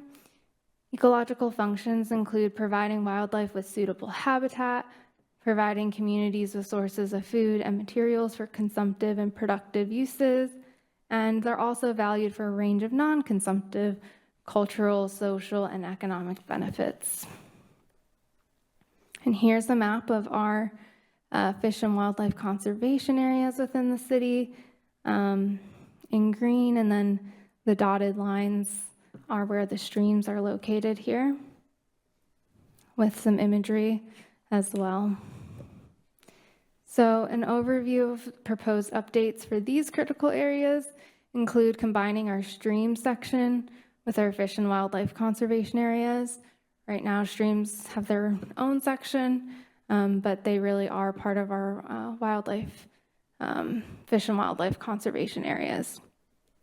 Considering updating the classification for streams and updating stream buffer widths to addressing criteria for vegetating the buffers with native plants. Additionally, we'll be looking to add a definition and revise our classifications to be consistent with state definitions for fish and wildlife conservation areas. We'll be retaining or looking to retain the city's authority to determine buffers. Right now, I believe it's just up to a third party to tell us, like an applicant has to hire a qualified professional and they would tell us what the buffers would be, and we would still take that into consideration. But our consultant suggested that we retain some authority over that. and then strengthening mitigation requirements when applicable, and adding a monitoring program that's specific to these types of critical areas. Okay, and now we have time for discussion and questions. And I'm also just really looking to hear from you all if there's anything that you really want to learn more about when I come back, or things you want to make sure the critical area ordinance update addresses, things you think are strong with the code or weak and could use some strengthening. So I have a couple questions. I know a couple of things that were kind of mentioned sort of in the overview of each section. To my knowledge, we don't have in the city. Is this just more of a case of where, because this is coming top down from the state, we have to address it regardless of whether it exists? Like, to my knowledge, we don't have a coal mine. So Go ahead.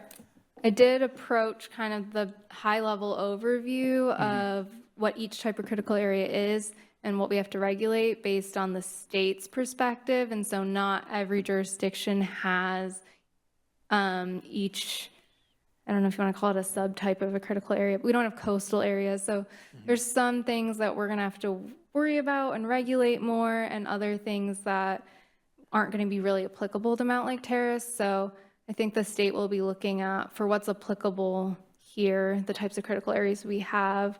Are we using best available science to come up with regulations to protect the areas that we do have?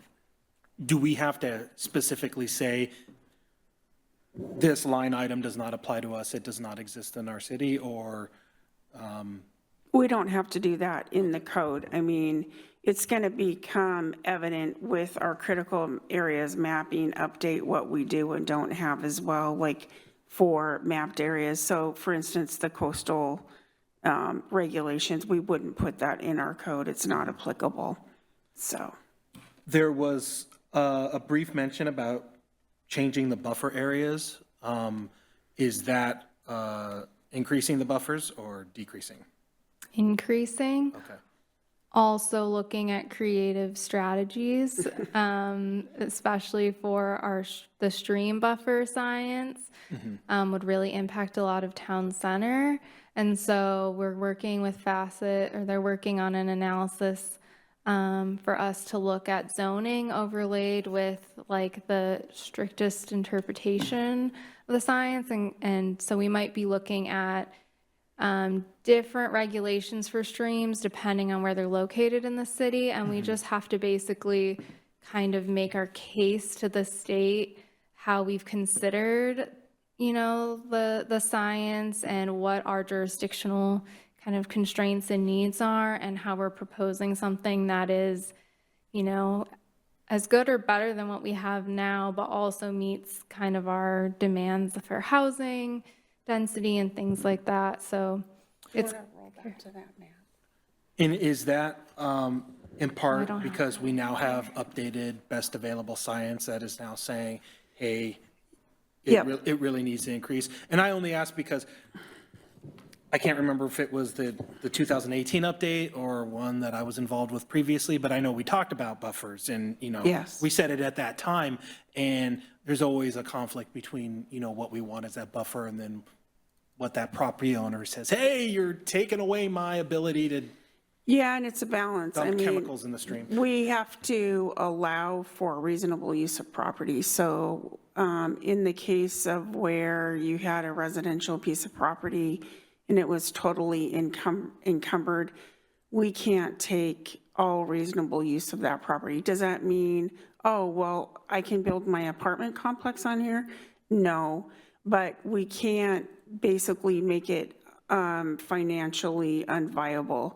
The same with, we have some streams along I-5 in that area where we're talking adjacent to town center, where we're talking adjacent to the other parts of south of Terrace Station, where we've identified potential growth, and the location is where we would like to see some major growth occur. And so it's trying to take a look at all these different areas and trying to have some reasonable approach to do both, of where we have density requirements as part of the state under the Growth Management Act for population, and at the same time you have critical areas regulations. The frustrating part for me, and Sarah's probably heard this, critical areas was the first step of growth management 35 years ago, when in 1990, when the Growth Management Act came out. Local jurisdictions were required to do critical areas first and then do their comprehensive plans. The rub that happens is when we're talking in an urban growth area that's slated for urban densities, that the regulations for best available science and expectations for buffers, et cetera, are the same in these areas as they are in the rural areas. And so that creates a natural conflict of where we're trying to do both things. Growth's supposed to go here, but growth can't go there. So in the cases that we're trying to look at right now is typically best available science always gets more restrictive. So over this 35-year period, what used to be a 50-foot buffer is no longer a 50-foot buffer, right? It always gets typically more restrictive. So what we're trying to do is say, okay, we have the luxury where a lot of these critical area impacts are in our parks. That's great, because they're going to be naturally protected. But we're going to struggle in a few sections of our community, in town center, in the gateway area, those areas where it's basically has the potential to make a lot of that land undevelopable. I said another extra syllable in there. So I created a new word today. So the gist of it is, can we meet in some type of middle ground in those high impact areas where we're protecting the resource, but we're also allowing development to occur? So that's kind of in a couple areas that we're going to have an issue. The map that's up right now, Yeah. which map is that? So this is an attachment. It's the site potential tree height memo from Facet. I think it's So titled. this map wasn't in the PowerPoint? It's not in the this is actual- PowerPoint, Okay. no. So But kept looking through, I was like, sorry. I'm not seeing it. Yeah, so this is showing our current buffers. So there's two different stream types, fish bearing and non-fish bearing, which new science says to protect both. We wouldn't distinguish between fish and non-fish, that they both deserve equally strict protections. But previously, we had a smaller buffer around our non-fish bearing streams and a larger buffer of 100 feet around our fish bearing streams. Site potential tree height model says you take whatever the dominant tree species is for a specific site or area, whatever height it would grow to, and it's an ideal environment, you take that height and you make it the width away from a stream that you want to protect.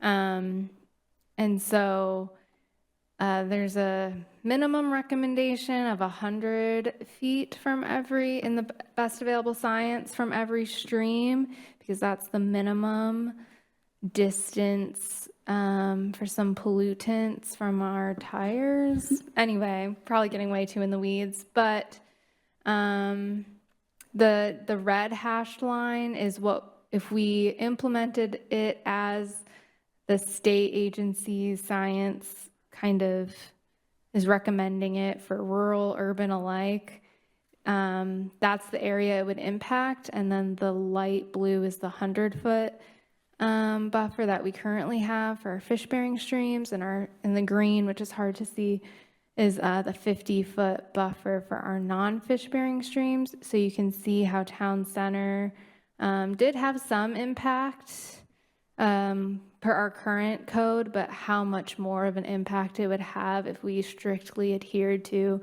the agency's preference for implementing the best available science. But they do have, there's like multiple ways to kind of get to something that's better than what we have now. So I think they're willing to hear us kind of make our case for all the other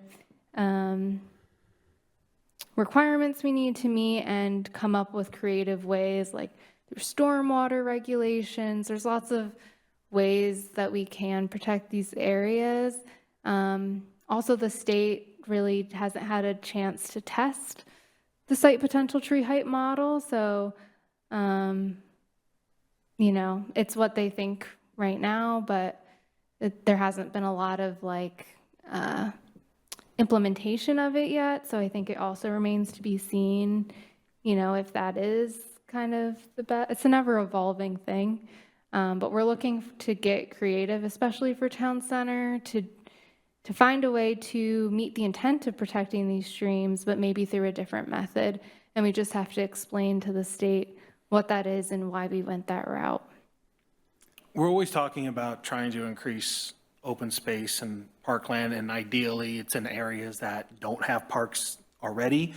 But could this also be used as sort of a template for potential property acquisition where we could, I know it's a budgetary thing, but pie in the sky, if we had the resources to buy land that would be in the buffer area where then it becomes city property and it's fully protected and Yeah, there's never I that could risk see of that development? happening as like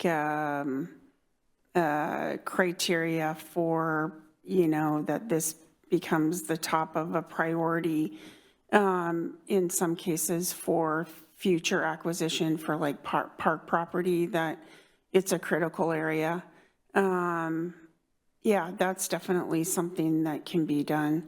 I think, you know, it'll be interesting to see. I think we're going to try to propose something to the state. Like Sarah said, the tree height is new. There's always been a exclamation point for fish-bearing streams in these regulations, and now it's kind of like everything needs the larger buffer. So I think it's just the reality of designating these areas for urban density and meeting our population projections and zoning, and then at the same time, depending on our scenario, like I said, for the whole gateway area and a portion of town center, this basically could potentially create a no development zone. And you're looking at where the transit station is right now. Looks like we got City Hall in there. Yeah, we've got all of Van Rye. Town center.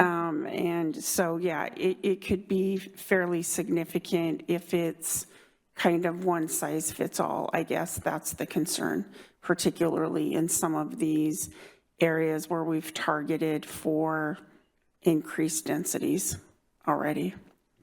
And then sort of related to the buffer area, you know, there was a little bit of mention of, you know, aquifer recharge and potable water.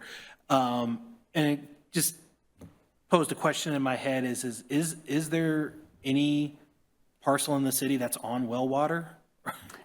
It's just the wells that feed for our potable water for domestic water. So there are some wellhead protection areas that haven't really been adequately mapped. There's some wells I know out by Primera.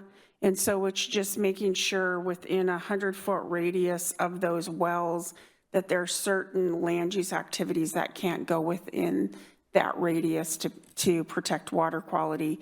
So, you know, just keeping chemicals, hazardous materials, and those things out of those areas.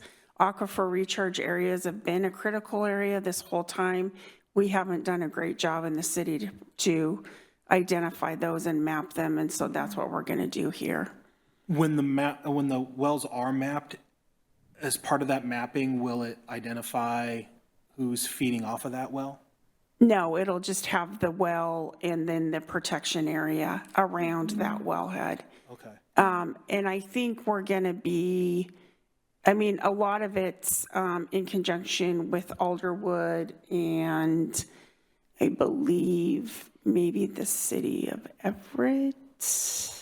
And so it's basically tied up to domestic water. And so, yeah, we should be, that's ours or others' drinking water. So, yeah, we should be protecting those areas.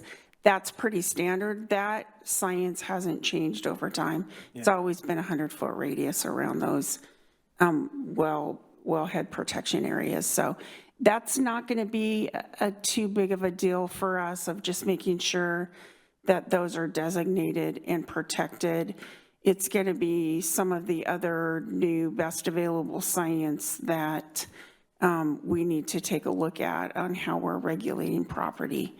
And not just getting into this game of everything gets a variance. I mean, it's that dance between we want to protect critical areas and habitat and these good things, and also recognize we're in an urban area and we're required to have urban densities and grow. So what's that balance and what does that look like? Is this a case where existing wells are grandfathered in, but we're not permitting new wells, or can somebody propose? Oh, somebody can propose a new well for sure. They would just have to have a, designate 100-foot protection area around that well. So new wells are dug all the time. And as part of that, you have a protection area that goes along with that.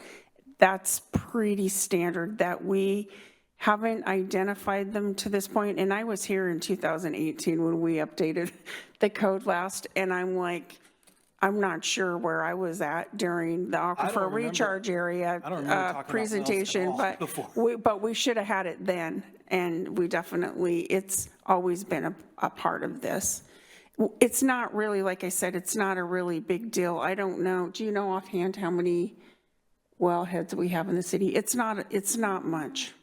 It's kind of the least, I wouldn't say the least important thing, but it's not going to be a huge impediment here in the city as far as making sure that we protect those areas. Would, like, say if somebody is proposing a new well, would it be primarily for like irrigation and like kind of what you almost see like gray water being used for versus, or would it actually be for drinking water? These are in conjunction with drinking water. Really? Yeah. Wow. It wouldn't, it's all for potable water. So it's just keeping your drinking water safe, right? We don't want any bad stuff around that wellhead. Interesting. Okay. Another question that I had was in terms of the environmental factors. You know, we mentioned volcanoes. Honestly, if the Ring of Fire goes up, we're all screwed. But we don't have a volcano in the city itself, but yet. But I do notice, and this is maybe one of those things where I just never paid attention before, but when I was looking at this briefly before the meeting, it caught my eye that northern chunk of the city is right in a fault zone. I don't know how I missed that in the past. Is there something specific that we need to add or have addressed because there's a swath of the city that's right in this this little yeah, I can't read it on here, but I think it was the South Whidbey something or another zone, both the north edge of that zone and the south edge of that zone. Well, the north edge is right beyond the city, but the south edge kind of cuts a swath right through the city, and that was kind of a. Yeah, and I'm not sure, I mean, about the fault areas, that's something that we're gonna need to take a look at as well as far as our regulation. That's why we brought in Facet to do, we can do the code part, but the science part is the one we need help with, so. And I would assume that being the fact that it cuts through the city, even if you're not within that boundary, you're still so close to it. If something were to happen on this fault, Yeah. it doesn't matter where you are in terms of this buffer line, you're gonna feel it. I mean, So it's not like we would just create an extra layer of code or requirements for people in the buffer, and we would just say, citywide, it's got to be this because. yeah, and I'm not as familiar with, with the fault situation as I would not, I mean, probably in Central Puget Sound, it's more prevalent, but I haven't been a part of a jurisdiction where we had a fault going through the city. And so I've never addressed that situation, so that's something we need to take a look at as well. Yeah, I would imagine depending on the intensity of something happening, oh yeah, everybody in Mountlake Terrace would potentially feel an event that happened, for sure. Do you guys ever remember anything ever happening in the city at all where you felt something? Yeah, but wasn't because of this fault. It was. No, another Yeah, fault that- Nisqually, I was at my part-time job because I was still in school. And so we were opening up the restaurant when that happened, and that was in Linwood. And then I was in Seattle when that earthquake off Alaska hit. Nobody really felt it here, but I was at the pool, and the pool water started sloshing out of the pool. So the water was really affected, but you didn't necessarily feel it. So Yeah. Yeah, and I don't know enough about those events to, be up on them or what those, it has to be a 4-point whatever or this or, yeah, I don't know. I'm not as familiar with that as much.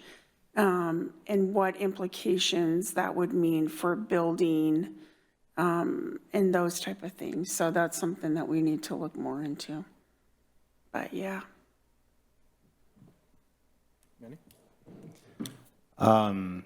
Your buffer area map that you showed earlier was pretty funny to me because some of the critical buffer zones are 5 houses back from the edge of the cliff of the stream, but others don't even quite cover all of their floodplain, like at Lake Ballinger. So like it almost feels like a 100-foot buffer zone is, I don't know, like it makes me question the best science, if that's the best science we have. What does that mean? Oh, the stream buffer where you're looking at the bottom of a, yeah. So like down Van Rye, and you look at the east edge of that stream buffer, and it's like up the cliff and like, 3 or 4 houses away from the edge of the cliff. And then you look to the left side and you see Hall Creek, which is old information because they rerouted that creek with the stuff the Army Corps did. It's no longer straight like that, but it also doesn't even cover all the floodplain of Lake Ballinger. Like, I would question the science of that a little bit when I see maps like that. I had a question about these environmentally critical areas. Is it binary? Either you can't build something or you get a variance, or are we creating some codes where maybe there's some flexibility to develop in some of these areas if Yes. they can prove? Yes. Yeah. I think it's all about, you have a standard set, basically like Sarah said, and the last go around with critical areas, that mitigation sequencing became a big topic of a process that you go through of where you start out with avoidance and then you kind of tick down. So I would say, yeah, it's never been all or nothing, but it definitely has been where local jurisdictions started out with like a 25-foot buffer, and based on the stream type, those buffer ranges went up, and now you're seeing where it's kind of a flat line of one size fits all. So I would say that's changed, but mitigation sequencing was new, and also the idea of, which I think we're getting a little bit away from again, which was one size doesn't fit fit all, meaning there's some areas that have been, are marginal, that they've been like neutered of all the vegetation. They're in bad shape. So it's better to have a smaller buffer that has, that's really robust, that has plantings and habitat versus having a 300-foot buffer and there's no habitat value of it at all. Now it seems like we're kind of adjusting. So I would say this is why we're required to update and review these periodically. But I think behind the scenes, there's some tussling that goes on to what ends up being the recommendations from the agencies. Okay, so we still have some flexibility to like set up this game, for example, where maybe some restoration, like. Yeah, gives, I'm hoping so. This Yeah. just activates the critical areas ordinance, then you have to look at it, and then you have to like, set up the game where it's like, okay, well, this is how I'm addressing it. But it's not an all or nothing like you. Well, I hope not. I mean, and I hope that in conversations, we can get there. I mean, at the end of the day, it's just like our comp plan or any other thing that goes before state review. They can appeal what we did. I think because we're early in this game and there has been some people that have done some stuff, we don't have a lot of guidance right now as to what the regional habitat biologists are, where they're going to fall. So that's where we're kind of putting the brakes a little bit on these drafts and having some more communications to see if we can reach some type of consensus with them.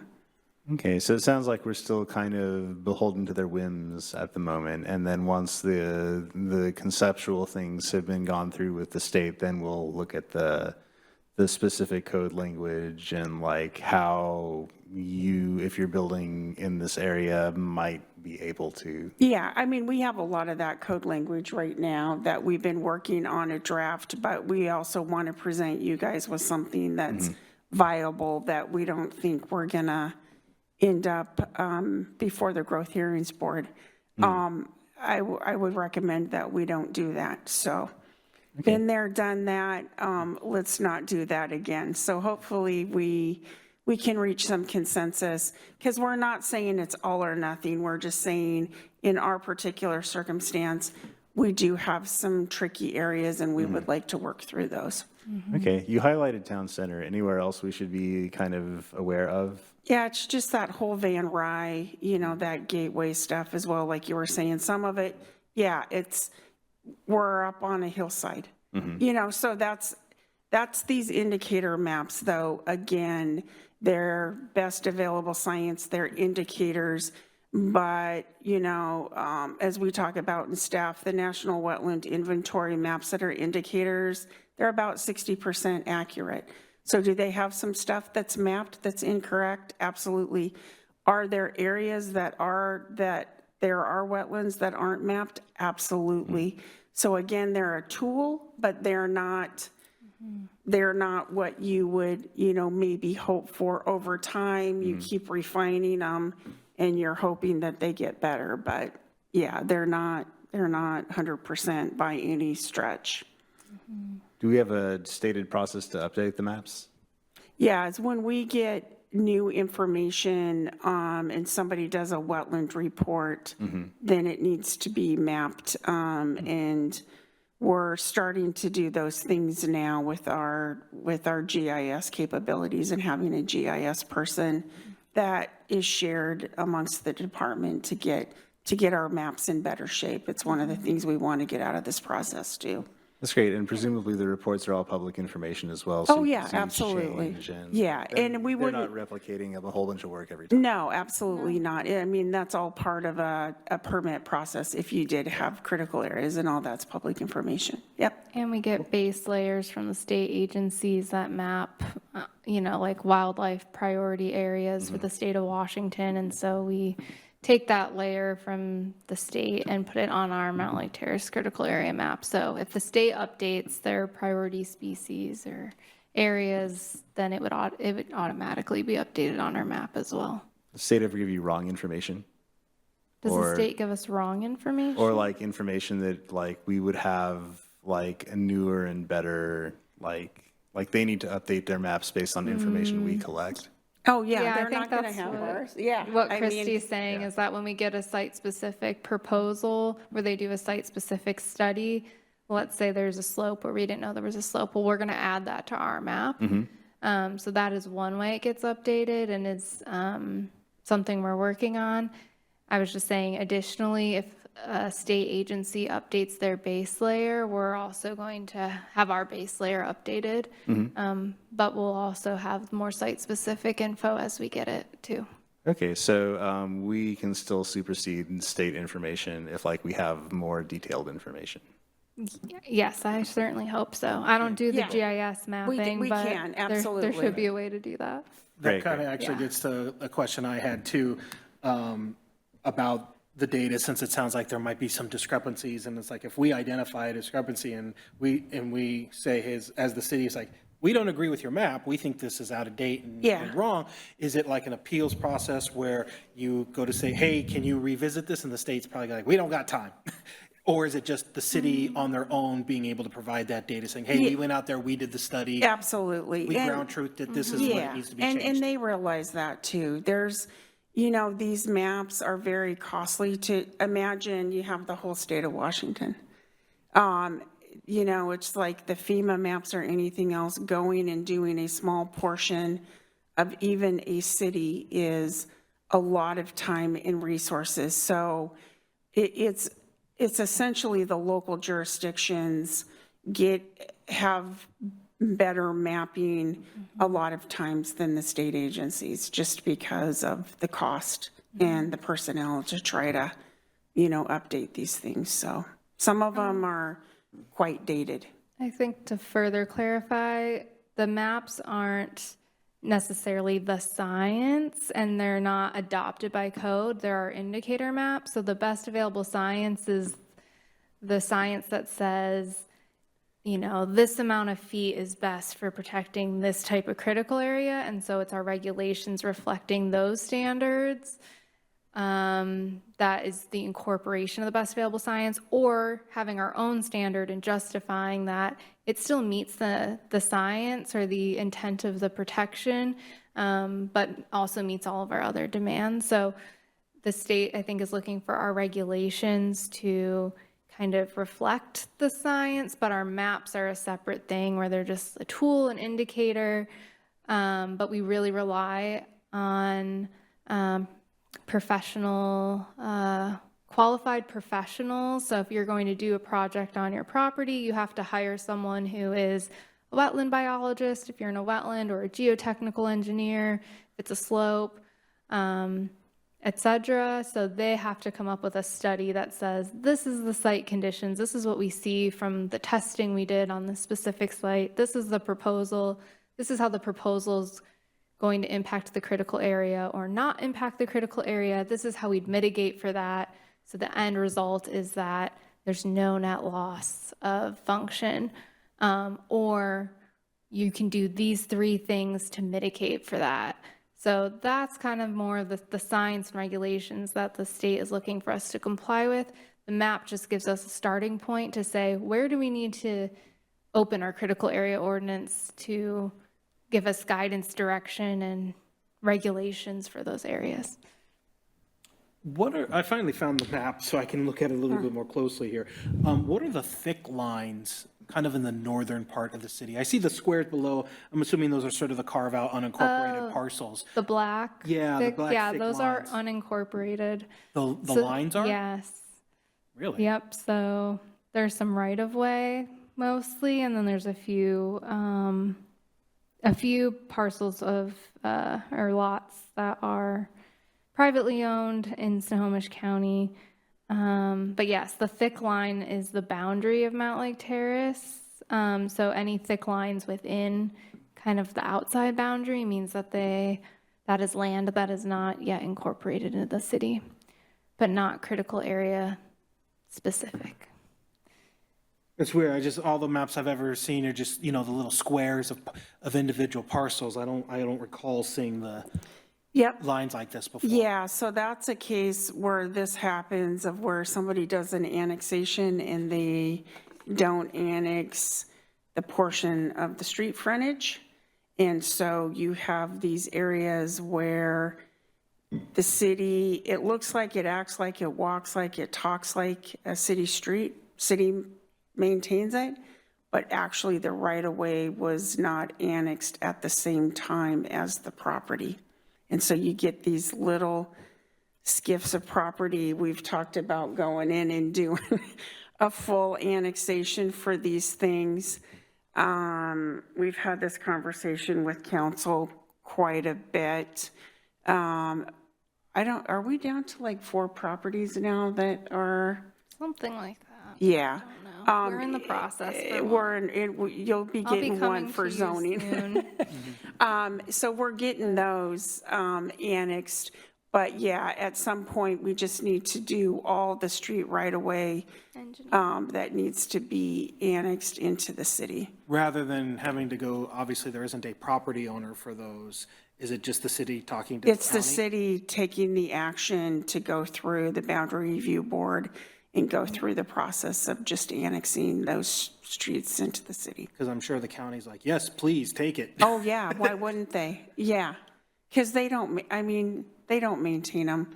And I would imagine even the street crews probably don't know a lot of those places that are actually county. No, like I said, most of the maps I've ever seen are just little. Yep, the little squares parcels. of the I've never seen one properties. that's called out actual streets. I actually think there's more right away than this shows. Is there?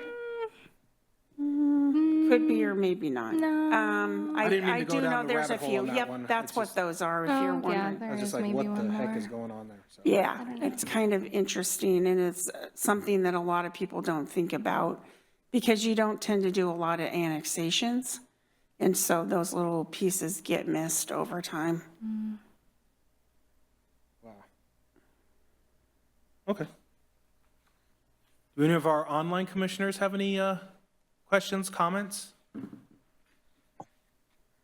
No, my only comment is that we don't have emojis for this because I was laughing at that last thing we just talked about, where streets are just abandoned during annexations.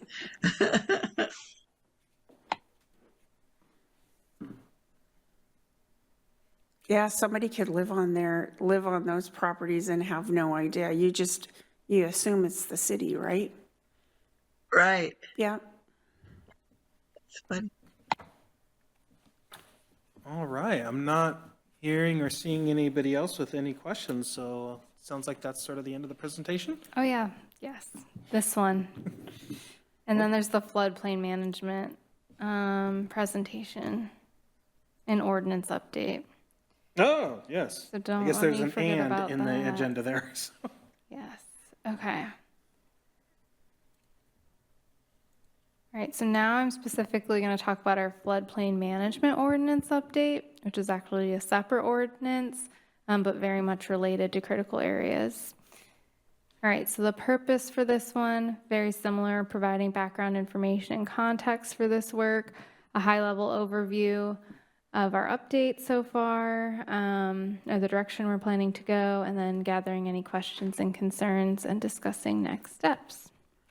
So I'm going to go over council goals, subject summary, key topics, timeline, and then questions and discussion. So same council goal applies, environmental sustainability and resiliency, especially minimizing climate impacts while protecting vulnerable populations and planning for citywide resilience. So the subject summary for this one is that the city entered the National Flood Insurance Program back in 1980. This program is managed by the Federal Emergency Management Agency, or FEMA, and the program provides flood insurance to property owners, renters, and businesses, and having this coverage helps them recover faster when floodwaters recede. And in Washington State, it's the Department of Ecology that helps jurisdictions adopt and enforce floodplain management regulations and mitigate flooding effects.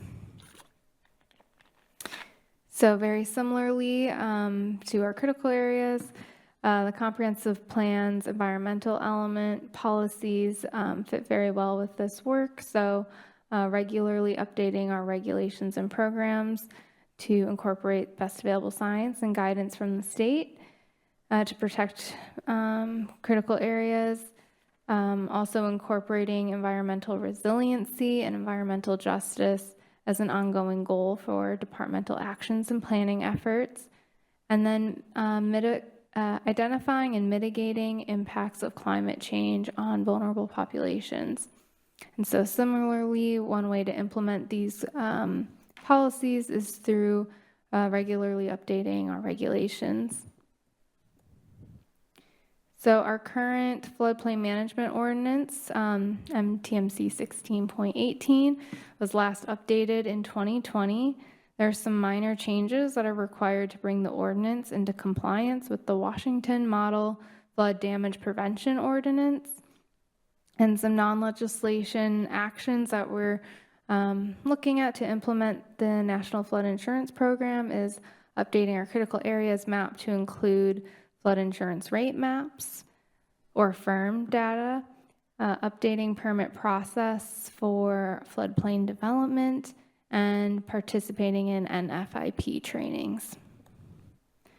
So progress to date, back in April, the Department of Ecology met with city staff on behalf of FEMA regarding NFIP requirements. In June, the city and the Department of Ecology met again to discuss specifically MTMC 1618, flood insurance rate maps, our development review process, and identify training needs. And we are currently in the midst of drafting a ordinance update and are before you with this high-level overview and also City Council this month. Planned work, again, is the required SEPA review. We will be doing some community engagement and National Night Out in tandem with the critical area ordinance update work. And then we'll be sending a draft ordinance to Department of Commerce for 60-day review, aiming for the end of August. And then coming back to Planning Commission and City Council with draft ordinance presentations and public hearings early this fall. All right, so this map should look familiar. This is flood insurance rate maps. So Mountlake Terrace contains only Zone A areas of special flood hazard, and these are areas with a 1% annual chance of flooding and a 26% chance of flooding over the life of a 30-year mortgage. So the overview of proposed updates, the themes include just general code updates, clarifications, and additions regarding our definition section within this chapter, information regarding the information that we require in a permit application, clarifying that, updating floodplain administrator duties and responsibilities for permit review, and the information that we must obtain regarding flood elevation data and property information. And then lastly, construction provisions for utilities and residential and non-residential projects. And now we have time for discussion and questions. I have a couple. Who's the floodplain administrator? That would be our building official, Cool. Matthew Gissel. Great. It sounds like you're working with the state, but FEMA has already kind of given its blessing if they still exist. Is that? So the That's state, exactly what I was thinking. as of today, right? That's what I said Thursday, as of today. As of Thursday, and today, yes, FEMA still exists, and the state is, yeah, things we say now. The state Department of Ecology is the one that is kind of administering everything on their behalf. So we're not working with FEMA directly on our regulations, but they entrust the Department of Ecology to work with jurisdictions on their behalf. So yeah, we're just working with the state, but and the state they want us to be in compliance in case FEMA, I don't know, do they audit us? But like You know, my audit you. Department of Ecology would probably do that on their behalf. So, yeah, Department of Ecology is our main contact for all this work, and they oversee all of it on behalf of FEMA. Okay. And I noticed the maps still have a bunch of A zones. And I also noticed that the stream was straight in the previous presentation where the Army Corps of Engineers like redid everything around Lake Ballinger. Are we still expecting some updates from the maps from them after that? Or is that like something that We'll have the most current condition of the firm maps that got updated, I believe, was that 2 or 3 years ago? I'm probably wrong I always get dates wrong. But what the latest edition of the firm maps that were done by FEMA, that's used for both building requirements of building above what's called the base flood elevation in these floodplain areas, and also for people to qualify for flood insurance, which is of particular importance for all these property owners in floodplain areas, because without FEMA providing flood insurance in these areas, then private insurance would be required. And what's going on across the nation of where we're having these climate incidences, state of Florida has a situation where a lot of insurance companies have pulled out of Florida and some of the southern states. And so to get private insurance is very, very costly. So it will be interesting to see what the administration does with the flood insurance program, because in some cases it will affect people being able to finance projects, or they will be going without flood insurance at some point and have no recourse if an event happens. So it all sounds very bad. yes, it sounds very, very bad. Yes. And I'm a little surprised because I know Lake Ballinger, like Army Corps of Engineers sort of did it partly as a flood mitigation project. And to my knowledge, they finished last year.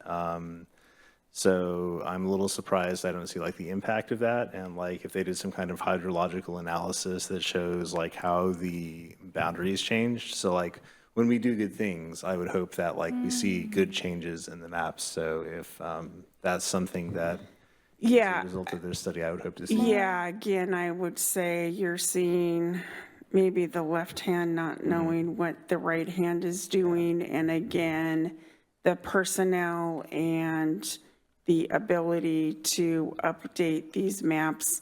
Same situation with the firm maps in a lot. I mean, we got updated more recently, but if you go to different areas, depending where you are, some of those firm maps are quite old. And so that's what people have to go on to get flood elevation certificates for building purposes and such. So could their information be better? Absolutely.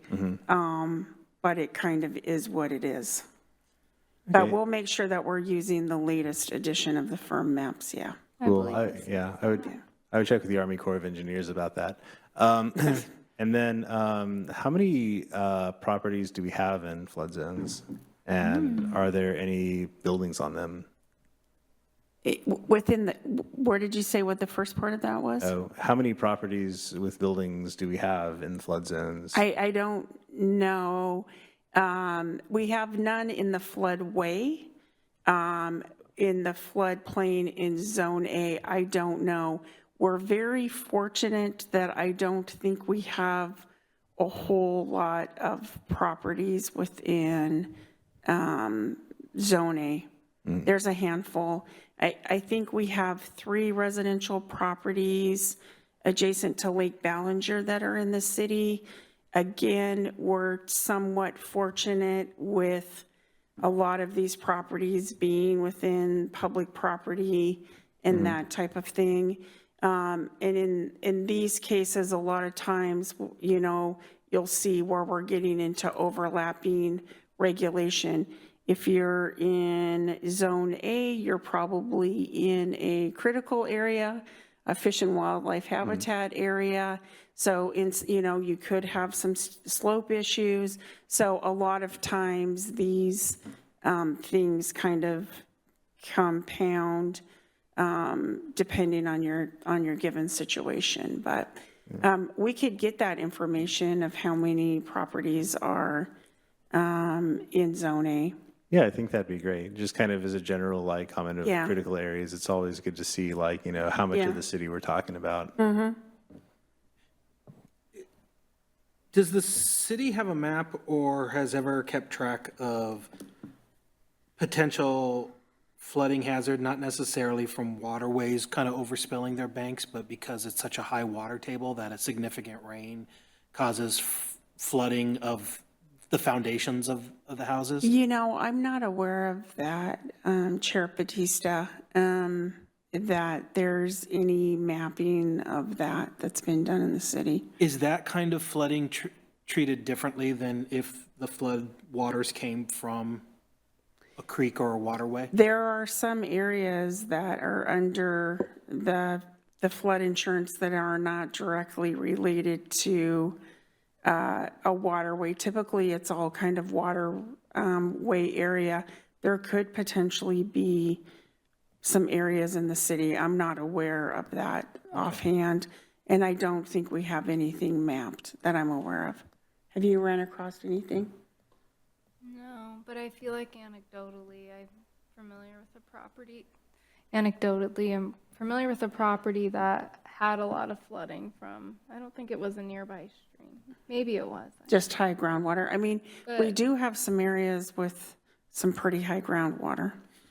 So let's just say I'm not that. sure. But I could ask Facet if they're aware of a map resource that maybe has that. But I don't know that we currently map it. But I don't know how available that information is. But that's a good question to look into. I think it's tough to visually Right. investigate that because a lot of time you can't see under someone's foundation unless you're looking under Oh, their foundation. absolutely, right. Unless, Yeah. except in the cases where the water table is so high that even in a high summer season drought, there's still water Yes. spilling out on the sides. Yeah. Like on my street. I know that at least one house on the other side of the street has a pump. I've never seen it. I was told they have to have a pump because of the water Yeah, table. yeah. If it's ever been an issue on my property, I don't know. I haven't seen it, but I do know it's kind of hit or miss in certain parts of the streets. I know that one of my friends growing up, still a friend, his parents still own that house. I was actually at his house once and he showed me, he lifted up they had like access to their underground foundation in like a closet, which was kind of weird. You know, you didn't have to go outside to get in there or the garage. And it was a lake under their house because it was flooded and they were on a hill.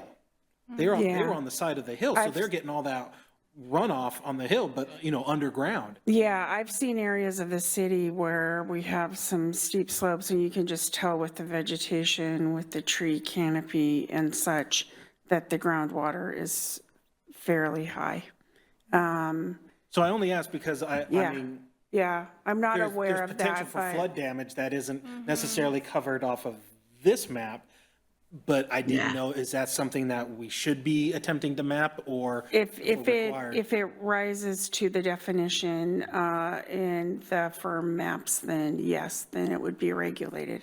I'm just not aware of any mapping that's happened. Yeah, I'm not sure if it's regulated by the flood insurance rate map. Like we have to use whatever this map is from FEMA for this kind of ordinance, but for our frequently flooded areas and our critical areas, that is within the definition of what a frequently flooded area is. So if that data is readily available through some state agency, we should have it on our map. So I can check. If it's not available, then the regulations still apply, but we're going to be relying on that site-specific study to tell us that that's an issue there. And that might be homeowners contacting the city saying, hey, I'm having this I frequent would just say it problem. would be, you would do the same things that you do for building in the floodplain, which is elevating the base, above the base flood, right? Or that water, so you don't have utilities, you don't have, problems where you have flooding inside the home, that it's built properly to be up above there, and you're doing those things to protect basically your home investment, right? Or just making sure that if they're going to do something like, say, because, we also talk, kind of on topic of, we're talking, how do we permit ADUs and how do we put them? And previous meetings, we've talked about, well, we don't want to lose our open space. So where do you put the ADU? Can you put it in a basement if there isn't, create a Right. basement if there isn't one? And, it's helpful to know, it's like, hey, is there a water table issue Right, here? right. And if the answer is yes, it doesn't necessarily mean you can't do it. It just wouldn't probably mean the city would have to say, there's a known issue here, you have to take these additional steps for waterproofing. And honestly, you should be doing those steps anyway, but that's not cheap. So, Yeah, sure, absolutely. Yeah, we can look into that to see if there's any documentation whatsoever. But yeah, I know that, everybody knows of somebody that put in a French drain around their house. Yep. We I all did. do. And that's because there was water there that you might not have been aware of, that it's like, oh, well, here we go. Like you said, there's not precipitation, but wow, that backyard never dries out and it's the middle of summer. yeah, the original high school, where the field is now and the school are, flip-flop those. So the field used to be where the high school is now, okay. was in a lower depression.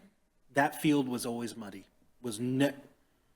drought summer, still muddy, never dried out at all. So we laughed when they started building the darn building and then came to the realization, oh, we should put pylons in, and that delayed them a year. It's like, you could have just asked anybody and we would have told you. Yeah. The water's a problem there, but yeah, good stories.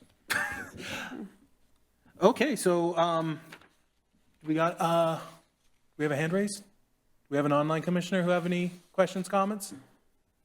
Oh, no, I'm just listening. Because this happened to me in 2020. Oh, We had rains that didn't stop for days on end, and I went under the stairs and I said, oh dear, there's water in the house. oh, man, yeah. So yeah, we had to fix that while it was still raining. Wow. I'm just assuming, given the city's topography, that it's the issue's more prevalent than we all realize. I think so. Yeah, I think there's definitely areas. And sometimes, yeah, like I said, it's related to all different, factors. Just even some of our hillside areas, I know, have a lot of water, so. Okay. I don't see anybody else with their hand raised. Do you have any other questions, comments? I think we've kind of covered it for now. Sounds good. Thank you. All Look right, forward to thank you. coming back. This seems pretty timely with all the flash floods that we've had already this year. Like even that one in New Jersey, that was where the subways got flooded, and that was from rainfall. So it's Yeah. pretty timely that we're doing this.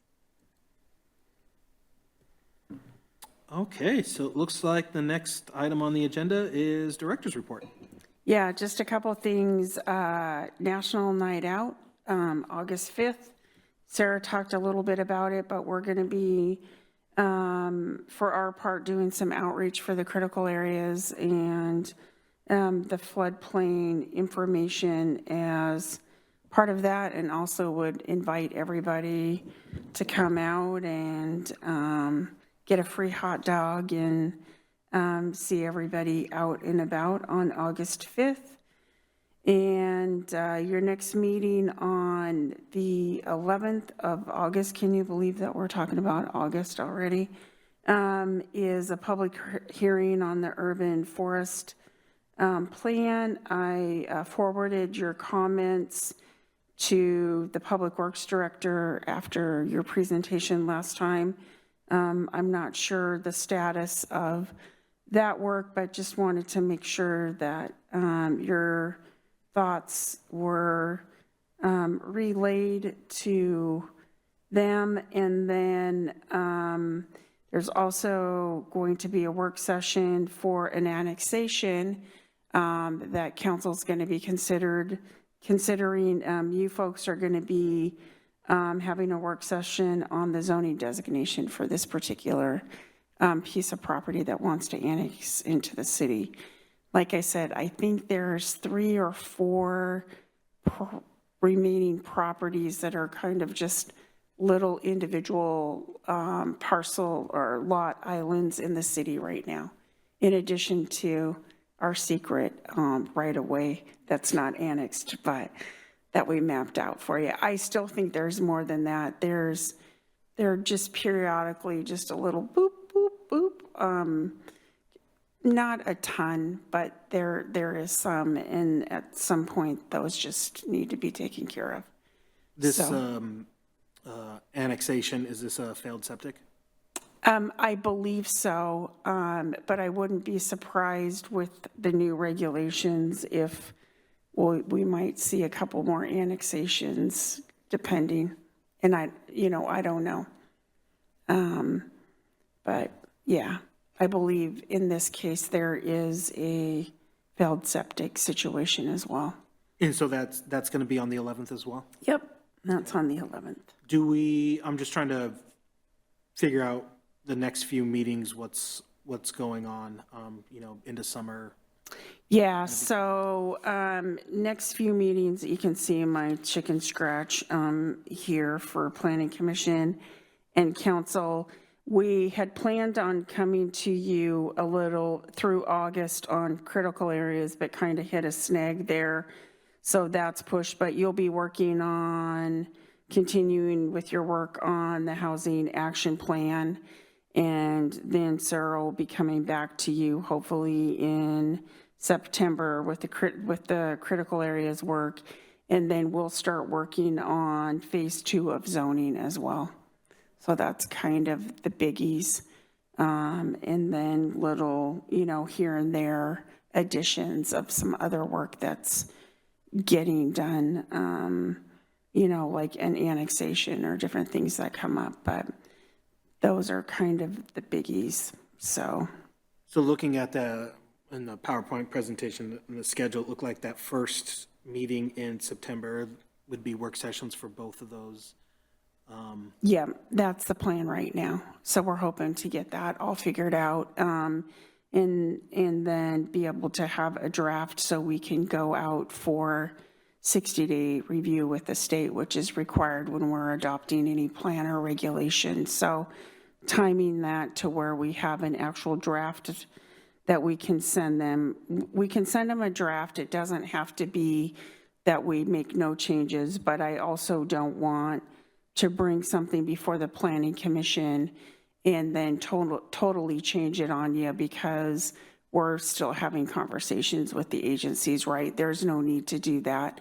So I kind of put the kibosh on that for just a little while, and we'll be meeting up with them and should be getting something within the next week or two on how we can move forward with that. But and then same for the second week in September, or second meeting in September would be then the public hearing for both of those? Yes, right now, tentatively, yep. And then Housing Action Plan had it all figured out. Again, that goes through 60-day review, and I'll confirm our dates. And I'll give you guys a look ahead. I'm going to confirm those dates with Mackenzie and Echo just to make sure that what we have on our kind of as we've penciled this out is still applicable. Okay. Because things have wiggled just a little bit over the summer. I know it's usually, when summer starts to bleed into fall, we either have meetings canceled or we have commissioners who are getting in those last minute trips, so I just want to make sure. Yeah, right now we have have- something on every agenda, but Okay. yeah, that I'm aware of. But that's subject to change for sure. Do you know, for those 2 meetings in September, 1 work session, 1 public hearing, would there be other agenda items, or would it pretty much just be those? I mean, some agendas right now, we have a couple of things for you guys to take a look at. And then others right now are 1.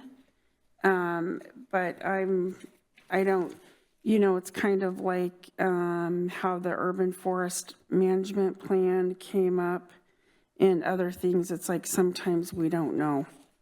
So, I will do a work program too for that phase 2 of the zoning work that we have, and then you guys can get a little bit better idea. I'm hoping not to stack a bunch of stuff up. Sometimes it falls that way, but if we can kind of span it out a little bit better. But like tonight, it's just getting you guys on board with what's happening before we get too far down the road, and then we're backtracking because we're missing something, so. Okay. Does anybody have any questions for the director? No questions. Okay, not hearing or seeing any, we'll go ahead and move on to item number 8, miscellaneous business by call of planning commissioners. Anybody have any miscellaneous business? Probably really important to know if you're going to be missing any meetings coming up, since we've got a packed agenda coming up. I feel like I should be here. Okay, not hearing or seeing for now, but please, if your schedule does change, let us know as soon as possible. I believe the first meeting in September, I believe I will be on a backpacking trip and unavailable by phone or in person. Okay. Do you know that for sure confirmed, or do you need to verify? That is for sure confirmed. Okay. Okay, September 8th meeting? Yes. Okay.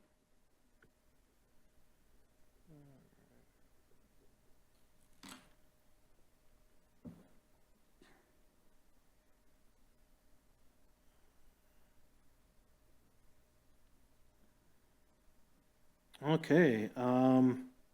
Anybody else, any miscellaneous business?